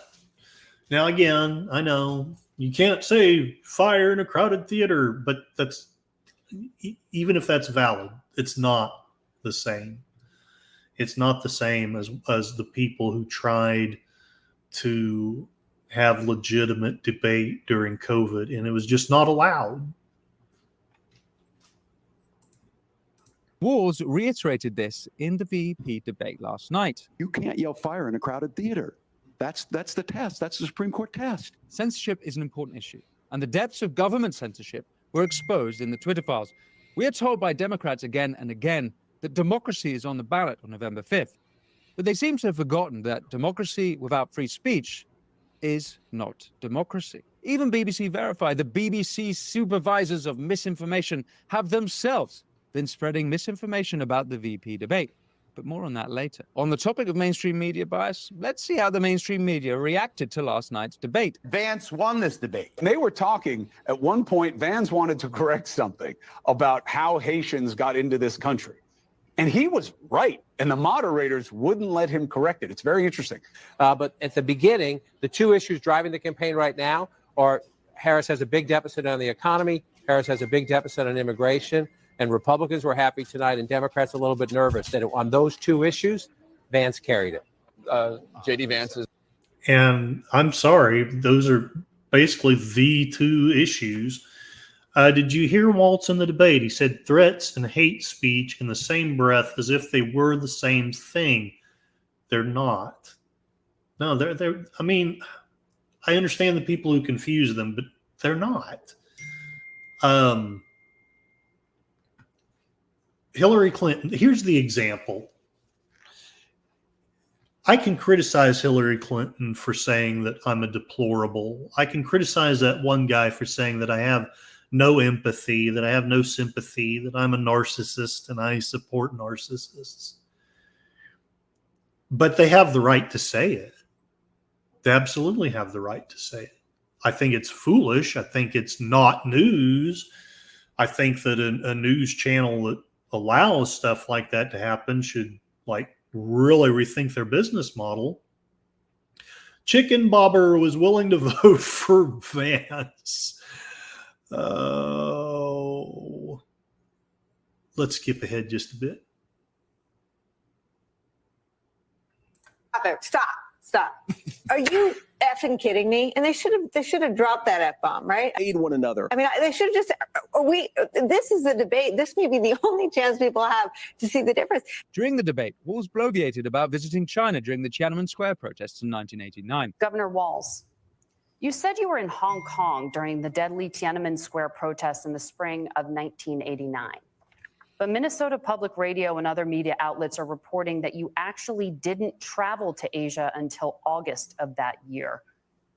Can you explain that discrepancy? Yeah, well, and to the folks out there who didn't get at the top of this, look, I grew up in small rural Nebraska.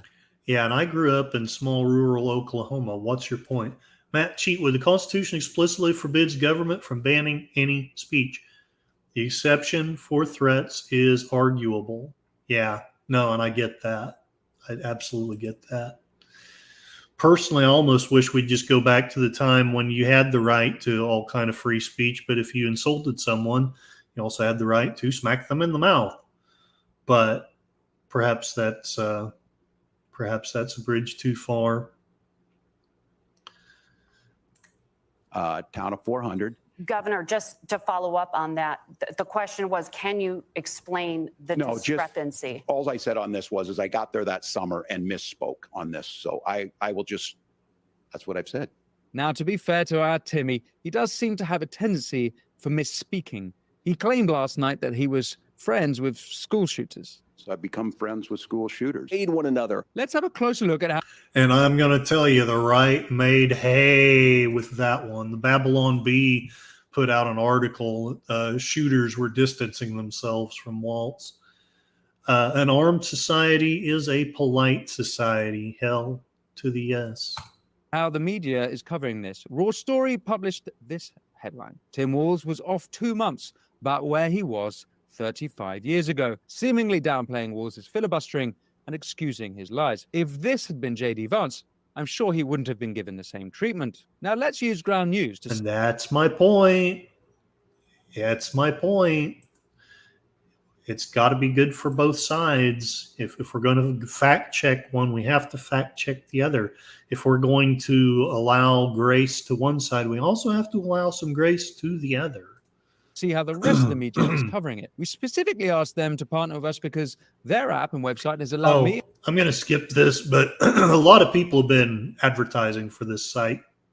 And my team to quickly see through the media bias on any story in the news cycle. Ground news. I'm not necessarily going to advertise for it because they don't pay me, but it does sound like a great idea. Making informed decisions and having more productive cross-aisle conversations, especially coming up, is subscriber funded. And by evidently, it also points out your own biases. Basically, it points out that there are articles of the other side that you're not listening to. So J.D. Vance made the claim that there were 25 million illegals in America. 25 million illegal aliens competing with Americans for scarce homes is one of the most significant drivers of home prices in the country. BBC Verified, the fact-checking arm of the BBC, were giddy to jump on this. BBC Verified claimed that there were no reports of more than 12 million illegal immigrants in America. BBC Verify linked to several reports, including that of the Office of Homeland Security earlier this year, estimating the number of illegal immigrants living in the U.S. as of January 2022 was 11 million. They also linked to Pew Research Center of an estimate of 11 million in the same year. They also cited the Nonpartisan Migration Policy Institute, estimating there were about 11.3 million undocumented immigrants in the U.S. in 2021. And conservative think tank, the Center for Immigration Studies, estimated there were approximately 12 million in May 2023. But there is evidence that there are far more than 12 million illegals. This is something else that has often baffled me, and I've thought about talking about it, but evidently, I either don't have the team or the ability to do the legwork that this guy does. I kept looking things up, and I would find the same numbers he was getting, 11 million, 12 million, whatever. But then people on the right kept saying, 20 million and just ginormous numbers. And so, of course, I don't want to repeat something that is incorrect. Let's see what Winston Marshall has to say about this. Another, which BBC Verify conveniently, though predictably, ignored. According to the bipartisan outlet The Hill, the number of illegal I love The Hill, by the way. Immigrants in the country has roughly doubled under President Biden. The United States had some 10.2 million illegal immigrants in 2020, and another 10 million have entered during Biden's presidency. The Hill goes on to report, according to U.S. Customs and Border Protection, CBP, the Border Patrol had some 8.5 million illegal immigrant encounters from 2021 through November 2023. Besides the 8.5 million encounters, there are those who entered the U.S. illegally with the express intent of avoiding detection. Estimates put that number at 1.7 million quote-unquote gotaways over the past 3 years, which gives us the 10 million estimate. Of course, those numbers are estimates. No one can be sure of the actual number, especially since many here illegally do their best not to be detected. Whatever the real number, it is larger than ever and growing quickly. There has been a dramatic rise in illegal immigration under the Biden-Harris administration. Aid one another. And here is Democrat Congressman Robert Garcia bravely explaining the data. But I know that people are often capable of manipulating statistics. Matt Cheatwood, 20 million illegals. It's a real shame we lost 225 million in the pandemic, according to Kamala. Did she really say that? Oh my gosh. I just think this chart is important for us to actually look at this and actually be accurate. Right now, it says that Trump left office at this point in the chart. That's actually not when Donald Trump left office. Donald Trump actually left office right here on this chart. And you can see that the actual immigration and what's happening with border crossings was already going up by the time Donald Trump left office. Robert Garcia is correct to be very accurate about when exactly Trump left office, never mind what happened after. A new era of immigration in the U.S. is kicking off with all-time high illegal border crossings. Last year, Border Patrol agents have seen record numbers of migrants crossing into the U.S. along the southwest border. And now I'm going to be a little bit mean here. Yes, she said that. Oh, wow. But of course, we're not going to fact check that. And we're not going to say that that's a lie. And we're not going to say that, oh my gosh, she's stupid. Waltz did say he is friends with school shooters. So obviously they are fine with obsolescence. Oh, and you have, oops, he's done it again. He sent a URL. Another cool thing for us to look up now. It's a 36-second clip. All right, let's take a look at that. Kamala Harris. Oh, I guess I'll turn on. I need to learn how to do some of this stuff. 13 days to go. 13 days to go and not a minute to spare. We're in the middle of a crisis caused by this pandemic that is a public health crisis. We're looking at over 220 million Americans who just in the last several months died. They're really showing themselves to do really well. Come on, man. So basically, roughly 2/3 of the population. That's just wonderful. Okay. I'm going to make a statement that's kind of unfair here. One of my friends, I get what he was trying to say, and I respect what he was trying to say. But he was basically saying that Christ didn't command us to be kind and gentle and forgiving and graceful to just people who are convenient or just people of our race, but that we were supposed to be kind irregardless. And I respect that point. Does this look very kind to these people? I mean, maybe it does. Maybe there may come a time when I'll be happy to live in a tent like this, but that doesn't look like kindness. But I'm sure he would say, well, yeah, but that's because of, no, it's your administration that's in charge right now. This is on them. You can no longer be blaming Trump for crap. It's been 4 years. Cankles now cackles. The real kicker is she said that multiple times. Oh man. And I know we got a lot of statistics at the time. Someday I may talk about it. Along the southwest border. And now to the immigration crisis at the southern border. Record numbers of children are crossing into the U.S. without a parent or guardian. Aid one another. Now, in last night's VP debate, Tim Walz said that Trump made Republicans turn down a bipartisan immigration bill. But as soon as I was getting ready to pass and actually tackle this, Donald Trump. Now, this is something that I did side with my left-leaning friends on, and I still don't want to completely drink the Kool-Aid. But he's about to basically debunk something that I think is very, very interesting, very necessary to think about.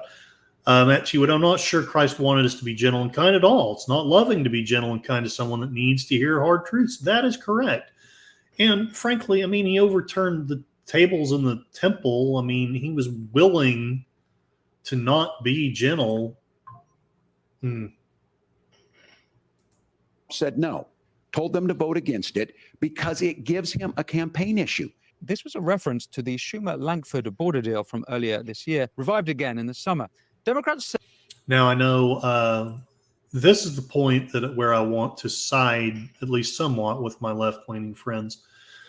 I am not going to criticize Langford at all.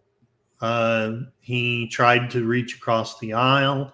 He tried to get the best deal he could, but it wasn't passed. And I used to think, well, that's because Republicans are too unreasonable.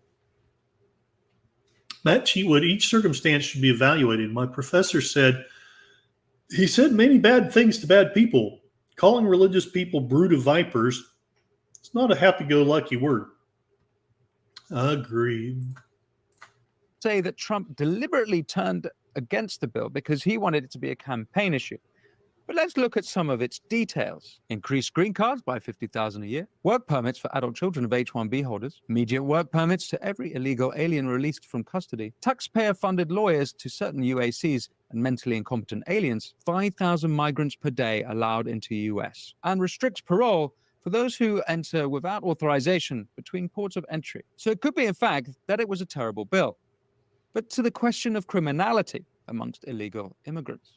The U.S. Immigration and Customs Enforcement, ICE, recently released a report of the scale of crime committed by illegal immigrants in the U.S. And I think we've talked about this before, but I think it bears hearing again. Unreasonable, the time for compromise is long gone. Yes, we should. And you know, I'm only hesitating and pausing because I want you to be wrong, but I just can't. I can't think of anything to refute that right now, Matt Chewood. Sadly. Enigma Severus, yes, we should have compassion for those who need it. We're also supposed to be innocent as doves, cunning as serpents. Use your head, pay attention, navigate this world like Severus Snape. Yes! We should not compromise with evil. Matt Chewood, Book of Revelation, he clearly said, either be hot or cold, not in the middle. Every time we compromise, this may be nearly the best thing you've ever said. Every time we compromise with evil, evil wins. One small compromise at a time. West today, as investigative reporter Michael Schellenberger reported on a letter sent by Patrick J. Lechleitner, who is acting director of ICE, to Congressman Tony Gonzalez. Schellenberger wrote on X, "No matter your politics, these new numbers are shocking. Of the 7 million migrants that ICE released while their cases are being processed, 663,000 have criminal histories. 13,000 were convicted of homicide, 16,000 of sexual assault, and another 1,845 face homicide charges. There are famous examples of victims of this crime. Take, for example, Laken Riley. But it's hard to fathom the scale and what it means. Broadcaster Greg Gutfeld made these stirring comments after hearing the report. I wanted to see if it was. And I'm sure that we've lost pretty nearly every left-winger. Again, maybe I'm just drinking the Kool-Aid, but I'm actually finding myself enjoying Gutfeld. Please let me know in the chat if this means I'm going too far. You're literally just reiterating what is spoken about in the Bible. Bible just means basic instructions before leaving Earth. And we can be respectful in our truthful presentations. Yes, correct, sir. Enigma Severus, I may not agree with many things in that book, but there is much wisdom in it. Correct. Was reported elsewhere. You know, it couldn't find it on MSNBC, CNN, Drudge. You have the release of hundreds of thousands of foreign criminals, like they emptied the jails. Nothing about what is easily one of the most big, probably the biggest crime story I've ever seen. Now, even if these numbers are off by 50%, please, I think that the fact checkers should fact check it. You know, tell us, no, it's not 16,000 rapists. It's only 8,000. It's only 7,000 murders. Cool. I'm glad you're okay with that. I'll take your fact check. This is a huge story. Where is it? Tied closely to the issue of illegal immigration is, of course, voting and voter ID. The Democrats, the same party that were demanding everyone have vaccine passports and IDs to travel, are now demanding that there shouldn't be voting ID in elections. Last week, Gavin Newsom. And please tell me that you see hypocrisy in that. We have to have all this stuff for the pandemic, but yet, you know, we don't need any of it to vote.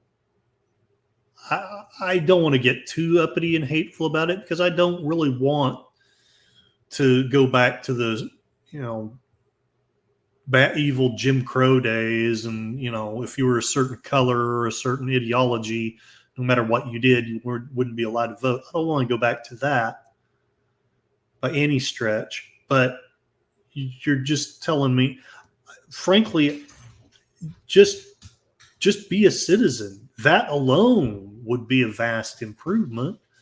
You don't have to agree with everything. However, does not mean it is not true. There you go. Bans California from requiring ID to vote, but this ban won't be coming into effect until January 1st, 2025. At the same time, the LA Times reported this on September 26th. With an election looming, the US is approving citizenship applications at the fastest speed in years. But this begs the question, why? Well, a recent Gallup poll revealed the party voter registration changes from November 2020 to July 2024. The Gallup poll revealed that the Republican Party gained 393,000 new party voters. The Democrats, by comparison, lost 3.5 million party voters. Meanwhile, independents increased by 1.8 million. Even the left-wing outlet, the Daily Beast, ran the headline, "First time ever, more Americans are Republican than Democrat." Aid one another. When it comes to voter ID, Elon Musk, for one, is certainly worried. He took... And that's got to tell you something. It's not just Tulsi Gabbard. It's not just Kennedy. It's not just Brett Weinstein. It's not just Curtis Selby. There's a ton of people that are seeing through the lies. Why, respectfully, with love, why can't you? I get what you're probably thinking. Well, Curtis, you're believing a lot of lies. Maybe I am. That's what the freedom of speech is all about. We discuss the ideas. We respectfully debate them. I show you my sources and you respect them and don't just discount them, and you show me yours and I respect them and don't just discount them. But I'm afraid I have gotten, like the thing with the make them riot, I discounted out of hand because the stuff I present has been discounted out of hand. Matt Cheatwood, you need a license for a fundamental right like gun ownership, but not for an arguably more dangerous use of power, which is voting. Tim, bring us home. So they are space travelers marooned then. Yeah, but I got off topic. I'm back to talking about free speech like the big dope that I am. So my bad if this is kind of another bait and switch. But yes, the beginning of this was that SpaceX has sent a rocket up to the International Space Station, and while they haven't brought them home, they are now fairly assured that they'll be able to make it home. So, Jeff B., Trump changed parties. He did. He was a Democrat, and he used to be so loved and so welcomed on the shows that now ostracize him. And I'm sorry, but you have to think about that too. One of two things happened. Either he just simply went insane, and therefore all these people are ostracizing him, or the people ostracizing him have an agenda. Maybe a little bit of both. A lot of people who are old-time Democrats are mad at Biden. I am. I'm sorry. And I don't want to descend into the hatefulness that I used to feel toward both sides. I'm coming to realize that hate didn't do any good for anybody. But I am. And again, I have some things that I'm angry about Trump for, but frankly, this is just my opinion. I'm not God, but to me, the scales have evened out. That's just my take on it. Feel free to think something different. But I feel like the scales have evened out. I'm not saying that he's good or great or the solution. All I'm saying is, after learning that so many of the things told about him were lies, and after people trying to shoot him and people continuing to lie, no matter what he does or says, I think we're even. I honestly, I don't think we're even, but I think that you need to start thinking that we're even on the opposition side, because we're not going to make any progress while we're gaslighting and lying to people. Lots of people have been changing parties lately. Yeah, I seriously thought about it. Now I realize I feel like it just doesn't matter. Enigma Severus has shared that once things became overly prohibited, nothing will matter at that point. We will return to the finders keepers method. John says, how about all the illegal voter removal blockages in Arizona, somewhere else down south? Yeah, I heard about that. To me, there are old-time liberals who I trust more than today's liberals, 100%. I definitely trust the classical. And then the thing is, so many of the classical liberals are going to the other side. And then you'll hear stuff like, well, Kamala's got all these Republicans that are voting for them.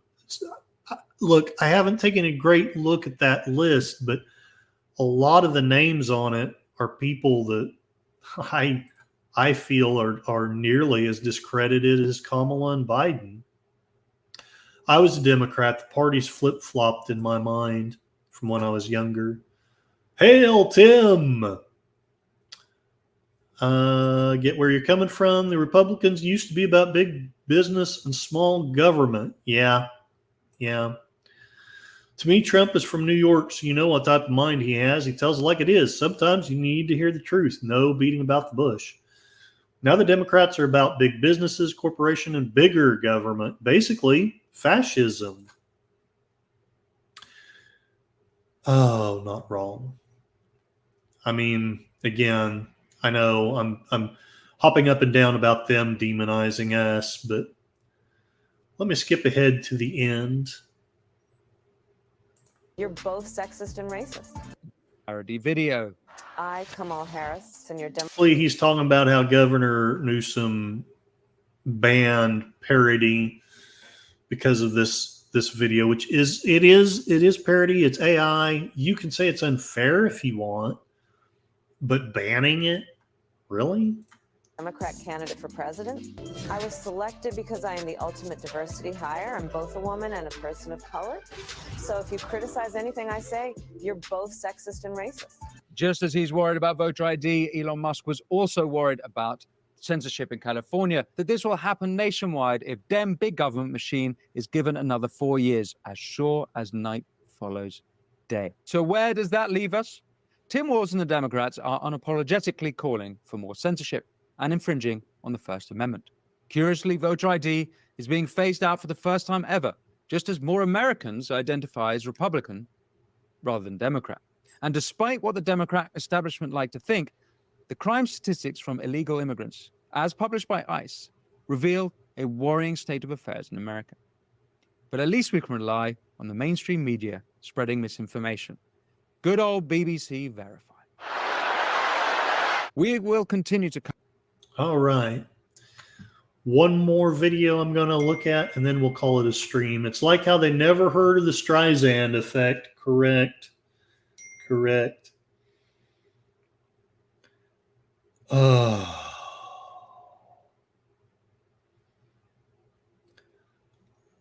right. This came across my feed today, and it was just so good. This is what I wish my channel was.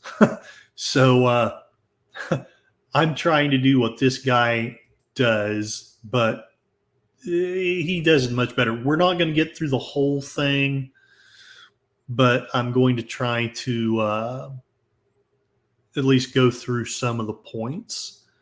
Okay, let's go ahead and begin. You're being lied to. This isn't even about supporting Trump. This is merely just calling out the lies that are bluntly told in front of our faces. I urge you all to think for yourself and look up the news for yourself. I don't care if you vote for Trump or Kamala, as long as you know why you are voting for them. In this video, we're going to be debunking the most common lies that are told about Donald Trump, because instead of the media telling you the lies that Donald Trump is making, the media is making the lies about Donald Trump. And again, this isn't to say that he's never lied before, but it just goes back to how the media is coming up with lies about him instead of just telling the people what he's actually saying and giving the proper context. If you like this kind of content, commentary, reaction, and you like getting to the truth of Semitic hate, people carrying tiki torches, spewing anti-Semitic hate. And what did the president then at the time say? There were fine people on each side. This is something that they didn't fact check, despite fact checking Trump, which I'm all for. If you're going to fact check, that's fine. I'm all for the truth, but at least be consistent. Because according to a common fact checking site, Snopes, no, Trump did not call neo-Nazis and white supremacists very fine people. That's the actual truth. Joe Biden, Kamala, everybody keeps regurgitating this one headline. He said there are fine people on both sides. There is far more context to what he said. His sentence was cut off and the truth was just never out there. So for those of you who have never seen the actual footage, let's hear. Are you ready? Do you really want the truth? Do you really want to hear what actually was said? Tim, I think you should have an ID to vote. If you need an ID to buy beer, what's the difference? Exactly. List all the things you need an ID for. Yeah, driving, buying guns, buying goose. Yeah, you can't hardly take a crap anymore without ID. But you can vote. Buying smokes, beer, driving, getting into the White House. This whole thing was great. Oh, yeah, thank you. Thank you for doing that, John. Yeah, like I say, this guy is doing what I hope I end up doing. Hear what he actually said. Changing history, you're changing culture, and you had people, and I'm not talking about the neo-Nazis and the white nationalists, because they should be condemned totally. I'm not talking about the neo-Nazis or the white supremacists, white nationalists. They should be condemned completely. That is what he said in that same clip. But like, if I let it keep playing. But you had many people in that group other than neo-Nazis and white nationalists. Okay. This is the thing that I can't seem to get my left-leaning friends to even want to listen to. Were there bad elements? 100%. Should they be held accountable? 100%. But you're telling me that Trump actually was the brains behind it. If he was, he would have become a dictator. If he was the person you say he was, he would have taken over.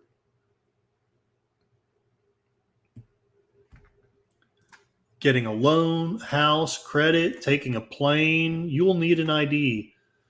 No objection to mandatory vaccine IDs. Yeah, 100%. I knew people whose military careers ended. Honorable, good, hardworking patriots. And I'm sorry that I used that bad word, but.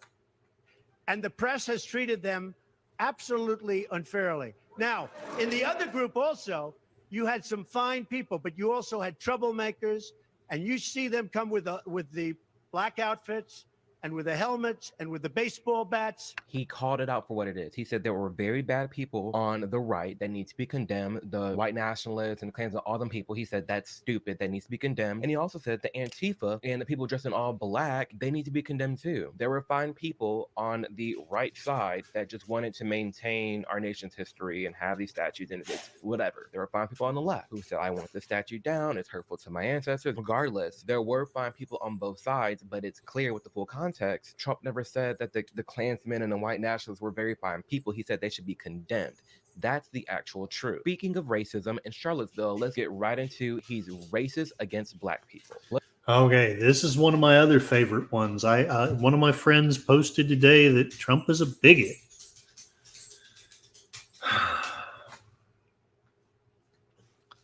And I always had trouble with that, even when I was anti-Trump, because everything I saw of him watching The Apprentice, you could say whatever the hell you wanted, but he did not come across as a bigot. Now, granted, for a long time, I was like, well, I guess I just must have been fooled. I must have been deceived. There was good editing. Let's see what this Amir Odom says. Let's just go through some of the things that he has said about black people. Let's talk about George Floyd. You said George Floyd's death was a terrible thing. Terrible. Why are African Americans still dying at the hands of law enforcement in this country? And so are white people. So are white people. What a terrible question to ask. So are white people. More white people, by the way. That's not racist. That's an actual fact. The way that question was framed was actually very wrong, very misleading, and it was meant to like trap him or make him look bad when in reality, every race in this nation deals with police brutality, which, by the way, is at a very, very low amount compared to the regular smuggler criminals out there. Are cops supposed to be protecting us? Yes, but I'm not going to sit here and act like every cop is bad and wrong. And I'm also not going to act like we're going to get rid of bad cops entirely. Bad cops are out there. It sucks, but to sit here and act like my life is in danger at the hands of white police when there are more people who get struck by lightning and die than black unarmed men get shot by the police, miss me with it. It's so misleading. It really is. And what Trump... And I never knew that before.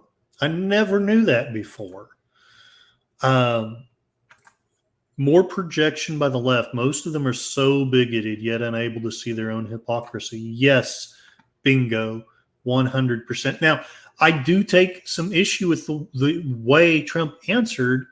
In a perfect world, Trump would have said something similar to what Amir said. But again, this is Trump. He's a New Yorker. I'm not meaning to make an excuse or poo-poo anything, but he catches that you're trying to set him up, so he goes for you. That is a horrible question to ask. White people are harmed too. Let's keep it real. All Trump has done is keep it real. Let's go to the next clip. Why do you have to lose? You're living in poverty. Your schools are no good. You have no jobs. What the hell do you have to lose? Like when we look in our inner cities, St. Louis, Chicago, Detroit, Atlanta, the list can go on, and it's ran by all Democrats. for years and we keep complaining about our hoods and our neighborhoods and everything falling apart, what do we have to lose by trying something new?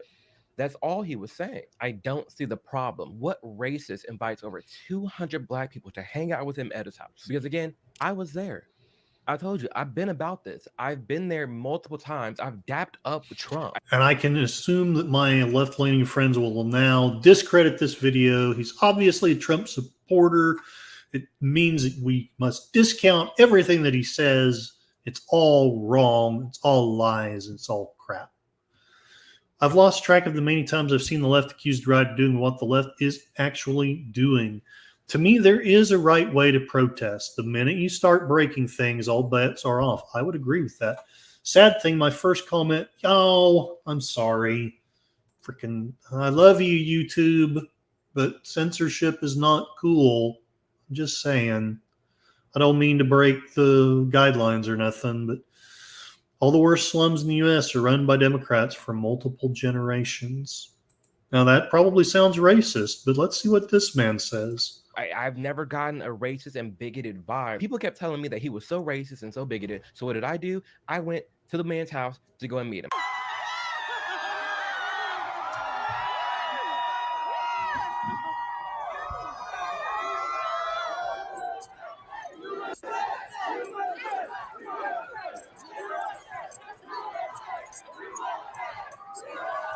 I got invited to some events. I met him, didn't get a racist bun in my body. Like, honestly, it was actually a funny speech. That seems like a really bad racist to me. What racist pours money into black communities? President Trump unveiling opportunity zones, a new policy he says will build up communities in need by giving investors tax breaks to invest in low-income areas. What racist works with Kim Kardashian to get black people out of jail?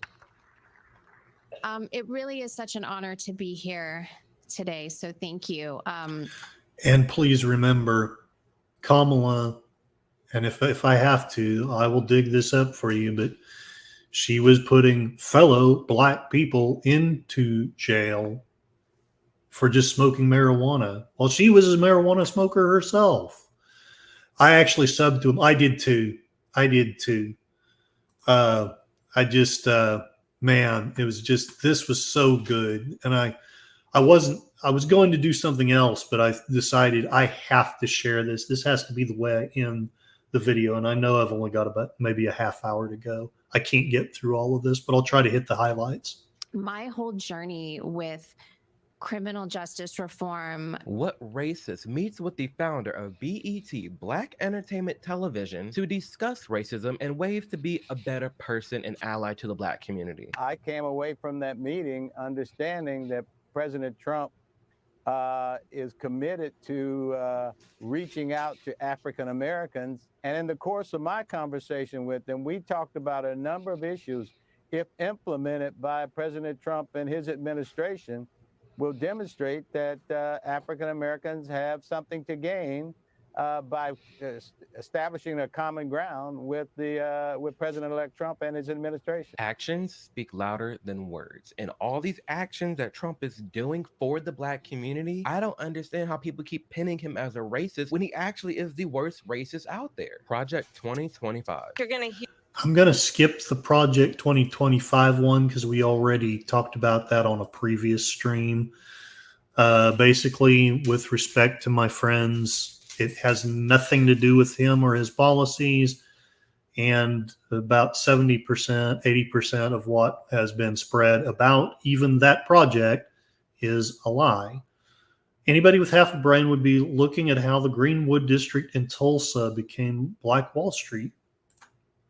Gonna have to check that out. Yeah, please do. Tulsa has, oh man, it's I don't want to get too deep into it because I don't want to say something and end up being misconstrued as a racist myself. I definitely want to share this man's take on January 6th. I'm not going to do the abortion. I'm going to do January 6th, gay people, and honestly, I don't know. Probably just finish up. But so does Kamala. He incited violence on January 6th. President of this is the big one. This is the holy grail. Remember, this is what justifies all of the censorship. This is what justifies all of basically it's all justified because our democracy will fall and he will lead us into a tyranny if we don't do it. So we have to do anything, even if it means just breaking the Constitution. Matt Cheatwood, spoiler alert. Yeah, it didn't involve the government. In fact, yeah, exactly. Does Sly Stallone have a hand in? I don't know. I was upset that he filmed in Oklahoma City because I wanted to be an extra. There was a truck driver for our company who was an extra in Tulsa King. I didn't get to be. Agenda 47 is Trump's plan. Yeah, exactly. Oh, okay. The United States incited a violent mob to attack our nation's capital. What did Trump actually say? Again, we keep being told what he said. We keep being told he incited violence. Yeah, we're told he said, make them riot. That was what was trending on X, and I guarantee you, again, I mean it with love and respect. It may not sound like it, but I guarantee you that our left-leaning friends, they believe that. What did Trump actually say on Jan 6 at that rally? Let's listen. I know that everyone here will soon be marching over to the Capitol building to peacefully and patriotically make your voices heard. Peacefully and patriotically march down to the Capitol. The crazy people on Jan 6, that is not patriotic. That is delusional, and that is insane. And that please don't try to tell me, and I know no one in here will, but the QAnon shaman, that's just wackiness. No, John, I'm talking about something that happened before the New Deal. I'll look it up. I was just keeping it light. Thanks for the topic to look up. It is an interesting topic. It really is. It's crazy. He encouraged people to walk peacefully and patriotically. And you know what's crazy about that whole thing and that the whole setup where he's speaking in DC and then everybody goes and walks to the Capitol? I was there. Not okay. Now, one of the problems I'm having with a lot of the debate about January 6th, yes, we've all seen stuff on TV. I get that. I don't want anybody to ignore the evidence of their own eyes. But I have yet to actually talk with anyone who's actually there. I've talked with someone who said they'd talked with someone who's actually there. Even after the Tulsa race riots in 1921, the Greenwood District was rebuilt, became even more prosperous. Hey, Charlotte Nightstar, the werewolf. Ow! I'm glad. I believe that your channel, some of her videos were taken down by YouTube, but I think some of them have been restored. I'm hoping that the good guys win. People welcoming Charlotte. The Greenwood District wasn't destroyed until the 60s. Yeah, it was a beautiful place. Jan 6 exactly, but an event just like this 2 months prior at the White House. So he wasn't there during January 6th, but he was there at one of the events basically leading up to it and some of the days before. So he's as close to a witness as I've got anyway. Matt Cheatwood, thanks to government building a highway right through the middle of it. Yeah, that didn't help at all, did it? Oh. Here's my invite. I told y'all I'm gonna be talking on my Dear Amir Odom, please see your invitation to remarks by the president to be held at the White House on Saturday, October 10th, 2020. It was a rinse and repeat event. When I heard that he told people, when everyone was like harping about Trump told everybody to like go to the Capitol, he always does that. He did that at the event that I was at. We all walked to the Capitol and then dispersed and went back to the hotels. This is the first I'm hearing this. Nobody has ever put that in context for me before. Out to eat or went to the club. Except for Jan 6, you had the crazy people acting a fool. We still have more to go through, but it's very clear that the media is very elusive when it comes to telling the truth. Even when Trump got shot, you think the media in big tech would be very clear about what happened and let everything come up and be shown, but no, we've seen that that's not the case. Google and Facebook accused of suppressing Trump attempted assassination. Let's dive right into this article. Total sources, 85, 12 leaning left, 33 leaning right, 14 on the center. So what has the center said about this? Google, Facebook, face accusations of suppressing information about Donald. This guy also does that ground news. I'm thinking on my next paycheck or two, I'm going to skip ahead to this. I know we've all seen this, but I think it's worth watching again. Why should I vote for Trump? I cannot provide responses that endorse any political party or its leader. Alexa, why should I vote for Kamala Harris?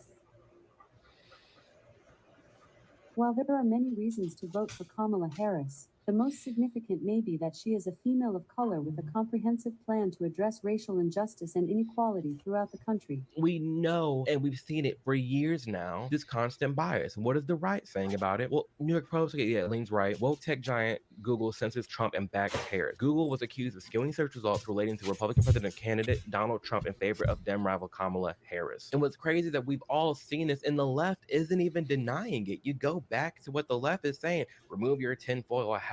Social media mishaps are always billionaire election stealing plots. Regardless, you're still admitting that the search results and everything was bad for Trump, but good for Kamala. It's shady, and it's one of the many reasons why I love ground news, because it equips you with the tools to see the left, right, and center and how they're really spinning things between different headlines and All right, stories. I'm going to If you want to get skip. involved, be sure to click the link below or scan the QR code here on the screen. He's going to take away abortion rights. Okay. He's going to take away. I'm going to skip that one, not because it isn't good, but because I just don't want the emotion of the abortion debate. Yes, Cassie is kneeling at my feet right now. Matt Cheatwood, that was so racist. Vote for her because she's a woman of color. Flip that statement. See how it sounds? Yeah. What if Trump did say that? And I don't doubt that someone said that he has. But, I'm a white guy. You should vote for me. But he talks about abortion. I think he does a great job with that. He talks about the IVF scenario. I wanted to play his part about Trump being against the LGBTQ community, because this, again, was something that even when I was most staunchly against Trump, I knew that this was bullshit. And sometimes I would try to talk about it, but I'd just basically get talked down. Vote for X because they are white. Yeah, exactly. How old? What? I'm not sure. Very modest. He's homophobic. Pete Buttigieg. Don't you think it's just great to see the fact that you've got a guy there on the stage with his husband, and it's normal. It's not even. I think it's absolutely fine. I do. As your president, I will do everything in my power to protect our LGBTQ citizens from the violence and oppression of a hateful foreign ideology. So far, I don't know how this is homophobic. Apparently, we're going to get into it. But in practice, the Trump administration has pursued an anti-LGBTQ agenda. Let's hear what he's critiqued. Department of Justice sent a memo to the Supreme Court. Title VII, which is a civil rights law protecting against discrimination on the basis of sex, does not extend to transgender workers. Where are the gay people at? This has nothing to do with gay people. It goes back to the LGB versus the TQ+. I've talked about this in my other pieces of content. At the end of the day, I can't change the fact that I'm gay. I can't change the fact that I'm black, but I'm being told you can change your gender on the fly. Men can be women and women can be men. I'm being told these things. So of course, if you could just switch it back, then boom. You know what I mean? It's very dicey. So it makes sense why gender identity discrimination isn't really. So here you have, and I don't mean to gloat here, and I don't mean to be. But you have a gay black man basically pointing out that no, Trump is not racist. Trump is not anti-gay. But we're told that till finally you just agree just to shut them up. I misread your comment. I thought you were saying you had a dog like Cassie. Matt does have some dogs. And yes, Matt gave Cassie to me. Thank you very much, by the way. She is awesome. Really constituted as sexual discrimination. And especially when it comes to gay people, my friends just got married at Mar-a-Lago. Literally, Trump had a gay wedding at his house this year. He seems like a very When you're a personal friend of his, we can't believe anything that you're saying. horrible racist person and a very horrible homophobic person if he's always constantly surrounding himself with multiple different races and multiple different sexualities. Again, actions speak louder than words, and as a gay man in this country, I am unfazed by President Trump. He's racist against Mexicans. You have been watching. You need to be kind of wrapping this up. John, you've watched this. What do you recommend that I play for the rest of the community? Yeah.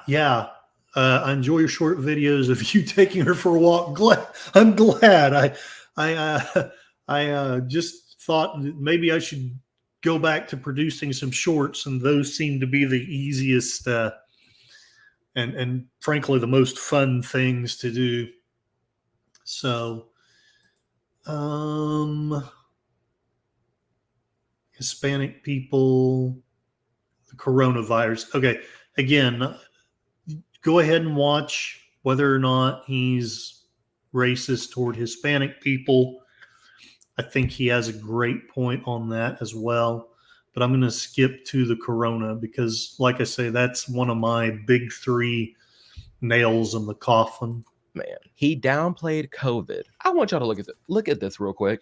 Fact check. The World Health Organization did not say COVID can't transmit from person to person. I'm going to repeat this, and it's on the screen. Fact check.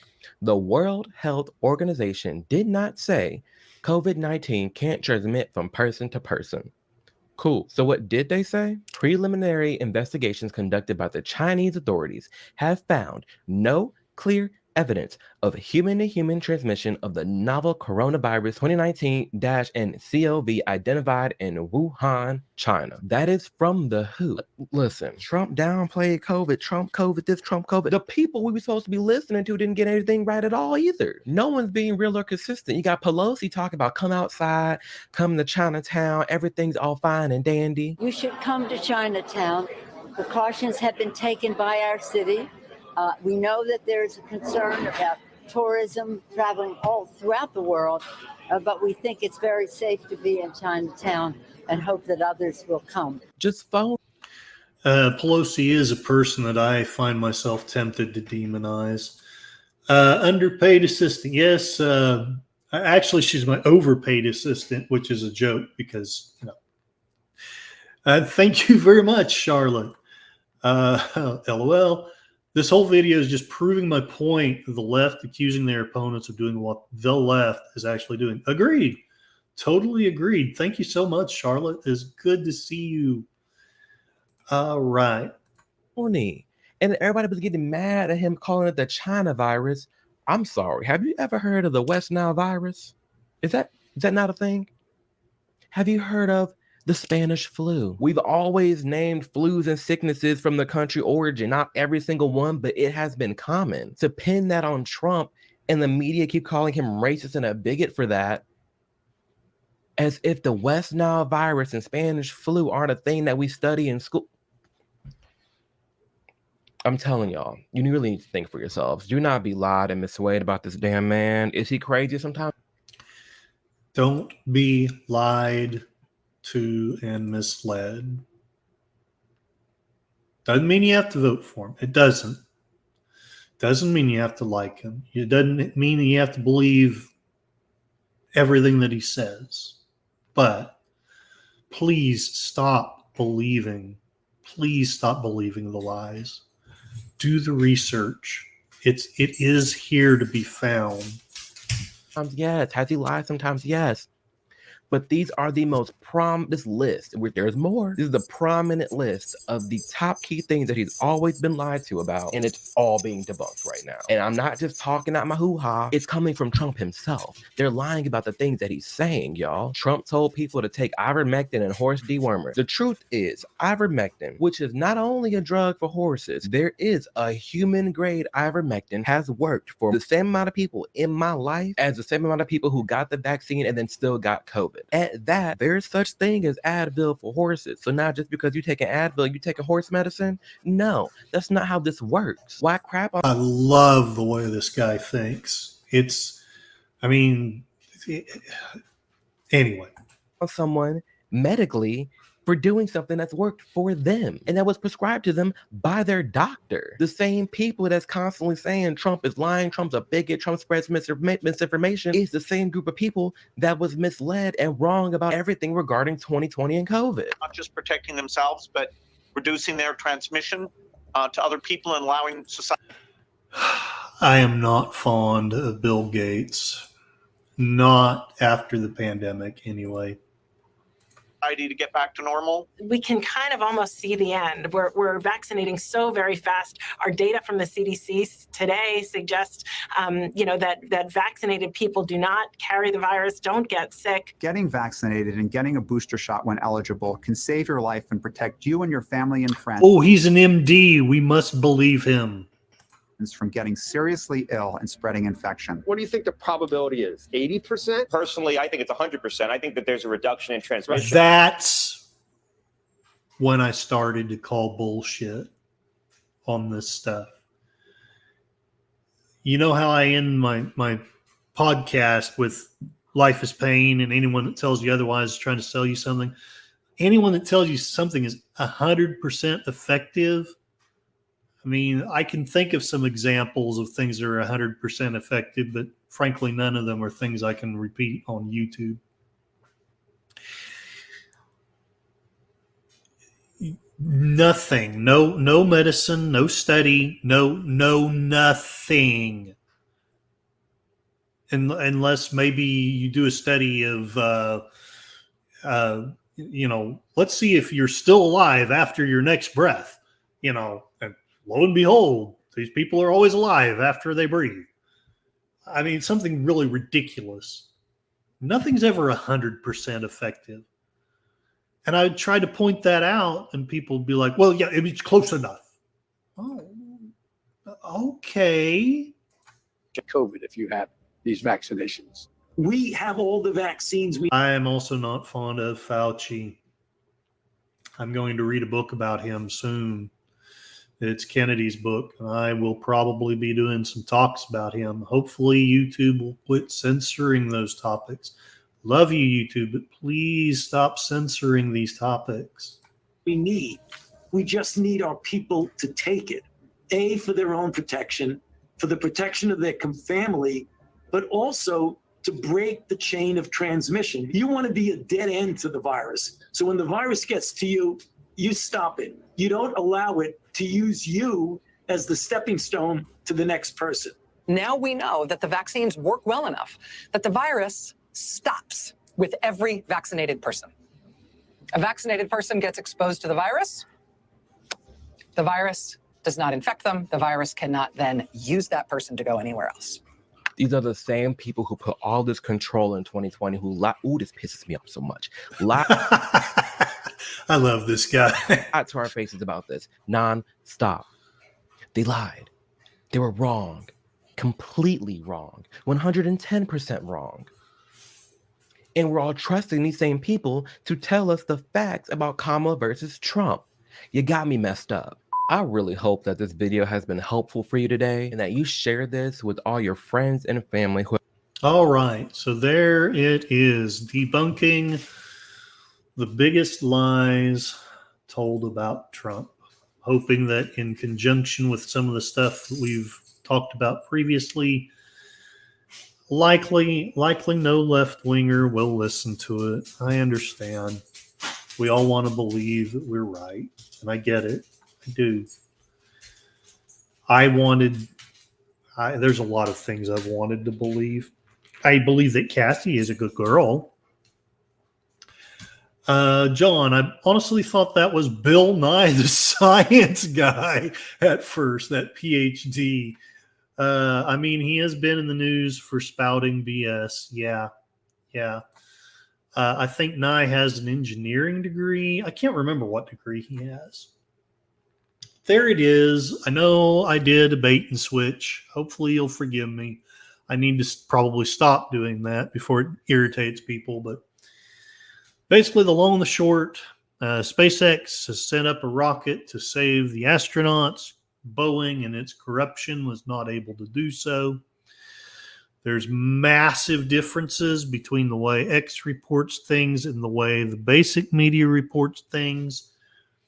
I am sure we all have our opinion. We covered the clickbait. All right, we covered the clickbait. That's the main thing. But I respectfully suggest that even if one, I think that X has been reporting stuff more accurately. But number two, even if it doesn't, please forgive me for just feeling so. It's like my title says, take us home. It's like this channel, it's like this community. I feel at home. I can, not everything that I'm reading there is something that I agree with. Some of our liberal friends are still posting. Please let me know if somehow you've gotten to the end of this. If you identify as Democrat or liberal, let me know if you're being censored, because I don't want that on the other side at all either. It's bullshit. Whoever's doing it. But you look at X and you learn a lot of things about many of the narratives we're being told are lies. And the truth is on other platforms, but you got to dig, and you got to dig deep. I'm surprised that our friend has not gotten one of those nasty grams about the January 6th, COVID, and this and that. Okay, I'm glad you didn't think it was not a bait and switch. Trump 2024, and yeah, I'm there. I'm sorry, my friends who disagree, but I'm there. Seriously, no matter who wins, 2025 is going to be, and it's true. I've been thinking about that a lot. What am I going to do if Kamala wins? Well, when Trump winning is not, it's not going to be the answer. I think it's preferable, but I don't see Trump as the Messiah or anything. Yes. Charlotte's waving. Cyberpunk Dystopia. Hi, how are you doing? You're at the tail end. I'm about to start the soft prone music and get us out of here. Jeff B., the only poll that matters is November 5th and vote. Yes, even if you're going to vote for Kamala, please. I know people who believe, and I respect the hell out of them, believe that voting is basically just a waste of time. And maybe it is. Maybe it is. So if you're not going to, I'm not going to throw stones and wag my finger. But I at least want to believe that it does matter. Because if it doesn't matter, then I don't really know what the hell we're doing. But I was going to say one more thing and then go through the last of the chat and then go. But I woke up this morning and there was a news thing that was saying that Trump was leading in the early voting. And I guess I should have clicked on it, but because hopefully this is okay to admit, but I suffer from anxiety, and sometimes mornings are not a great time for me. And so I will typically listen to something soothing and calming and help me get through that. So I didn't want news. I didn't want anything to, excite or trigger. And now I can't find it. And it's one of the reasons why I decided to take this stream down that path. I think it's interesting that somebody was reporting it, and now it may not be true for all I know, but it's nowhere to be found. And I think that's interesting. People saying hi. Remember the 5th of November, gunpowder, treason, and plot. I know of no reason the gunpowder treason should ever be forgot. You don't know how tempted I am to get a frickin' Guy Fawkes mask and the black cape and the hat and do my podcasting in that. It's so tempting. All right, let's call this a stream. Or actually, let's say goodbye to everyone. Just music. Not that music. Soft print music. And then call it a stream. Oh, so many wonderful people here. So glad for all of you. La la la la. Take us home. Take me home, country road, to the place I belong. West Virginia, Mount Mama, take me home. Connie Cleary, faithful bird woman of YouTube, thank you for showing up. And John Pontonero, thank you very much for your support, your sharing, and your prayers. I definitely think they're helping. Maybe I'm a fool to think that, but I think they're helping. DJ Ronnie G, thank you for showing up and for your thoughtful comments. And yes, we got some stuff in about space. Should probably do more stuff about space, but I think I already confused the algorithm enough. Gorilla's Random Thoughts, thank you for showing up. I know you're on your own stream now, supporting Netter's Network, but if you'd like to go to Gorilla's stream, I'm sure he's got some good stuff going on there as well. Enigma Severus, thank you very much for your Christian love and support. And I also expect great things of you when the chaos falls around all of us. I just hope I can die with honor myself. But Sashi, there's no need to understand the logic. Thank you for coming from the future.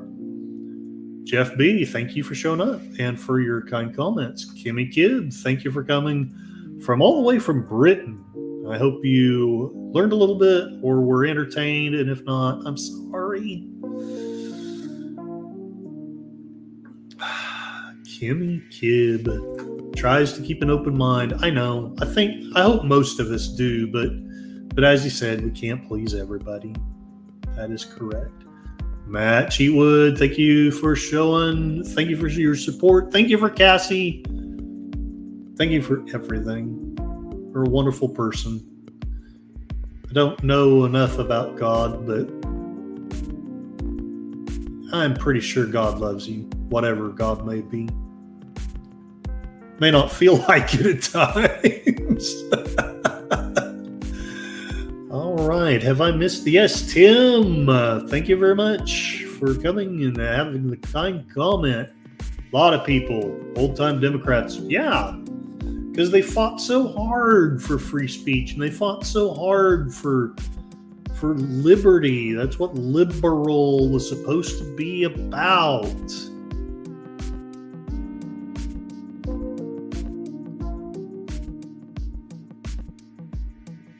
Who have I missed? I know I've missed at least a couple of people. Here's Charlotte, Nightstar the Werewolf.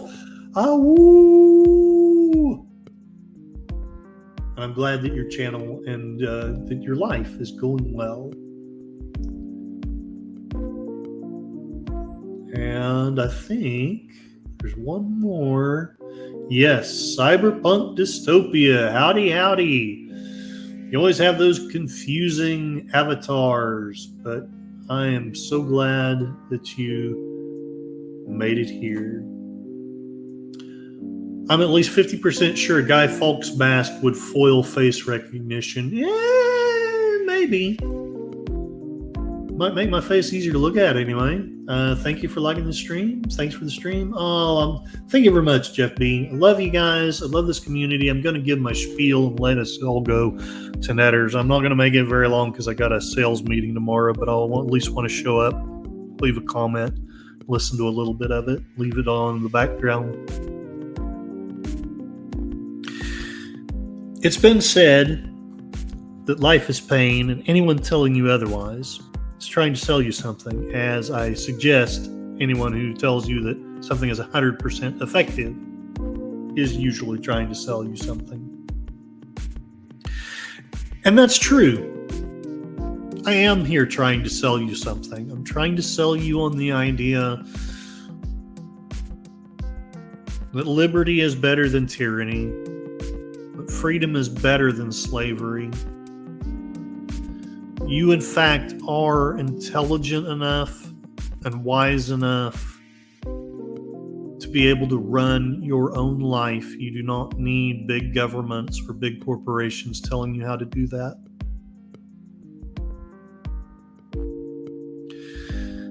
And while we should and do submit to legitimate governments we've had a part in choosing and that have demonstrated that they have our best interests in mind, we refuse to submit or bow to tyrants or bullies. So much easier to say than to do. And lastly of all, I want you to know that you are not going mad. You're going sane in a world gone mad. As John likes to always say, spoon! I love you all. Have a wonderful evening. And I will hopefully see some of you Saturday morning cartoons. We're going to be watching Superman. I haven't sent a text to anyone. I'll try to get somebody on the panel. Probably Mikey Susie 4, but if he's not able to come, I might try to snooker someone else into it. And if not, I'll just do it myself. And I need to talk to you, Charlotte, as well. I'm sure you've got a movie. I will try to make it to the panel on that movie. No promises, but I'm going to try. If, you still want me there. All right. Good evening. See some of you at Netters.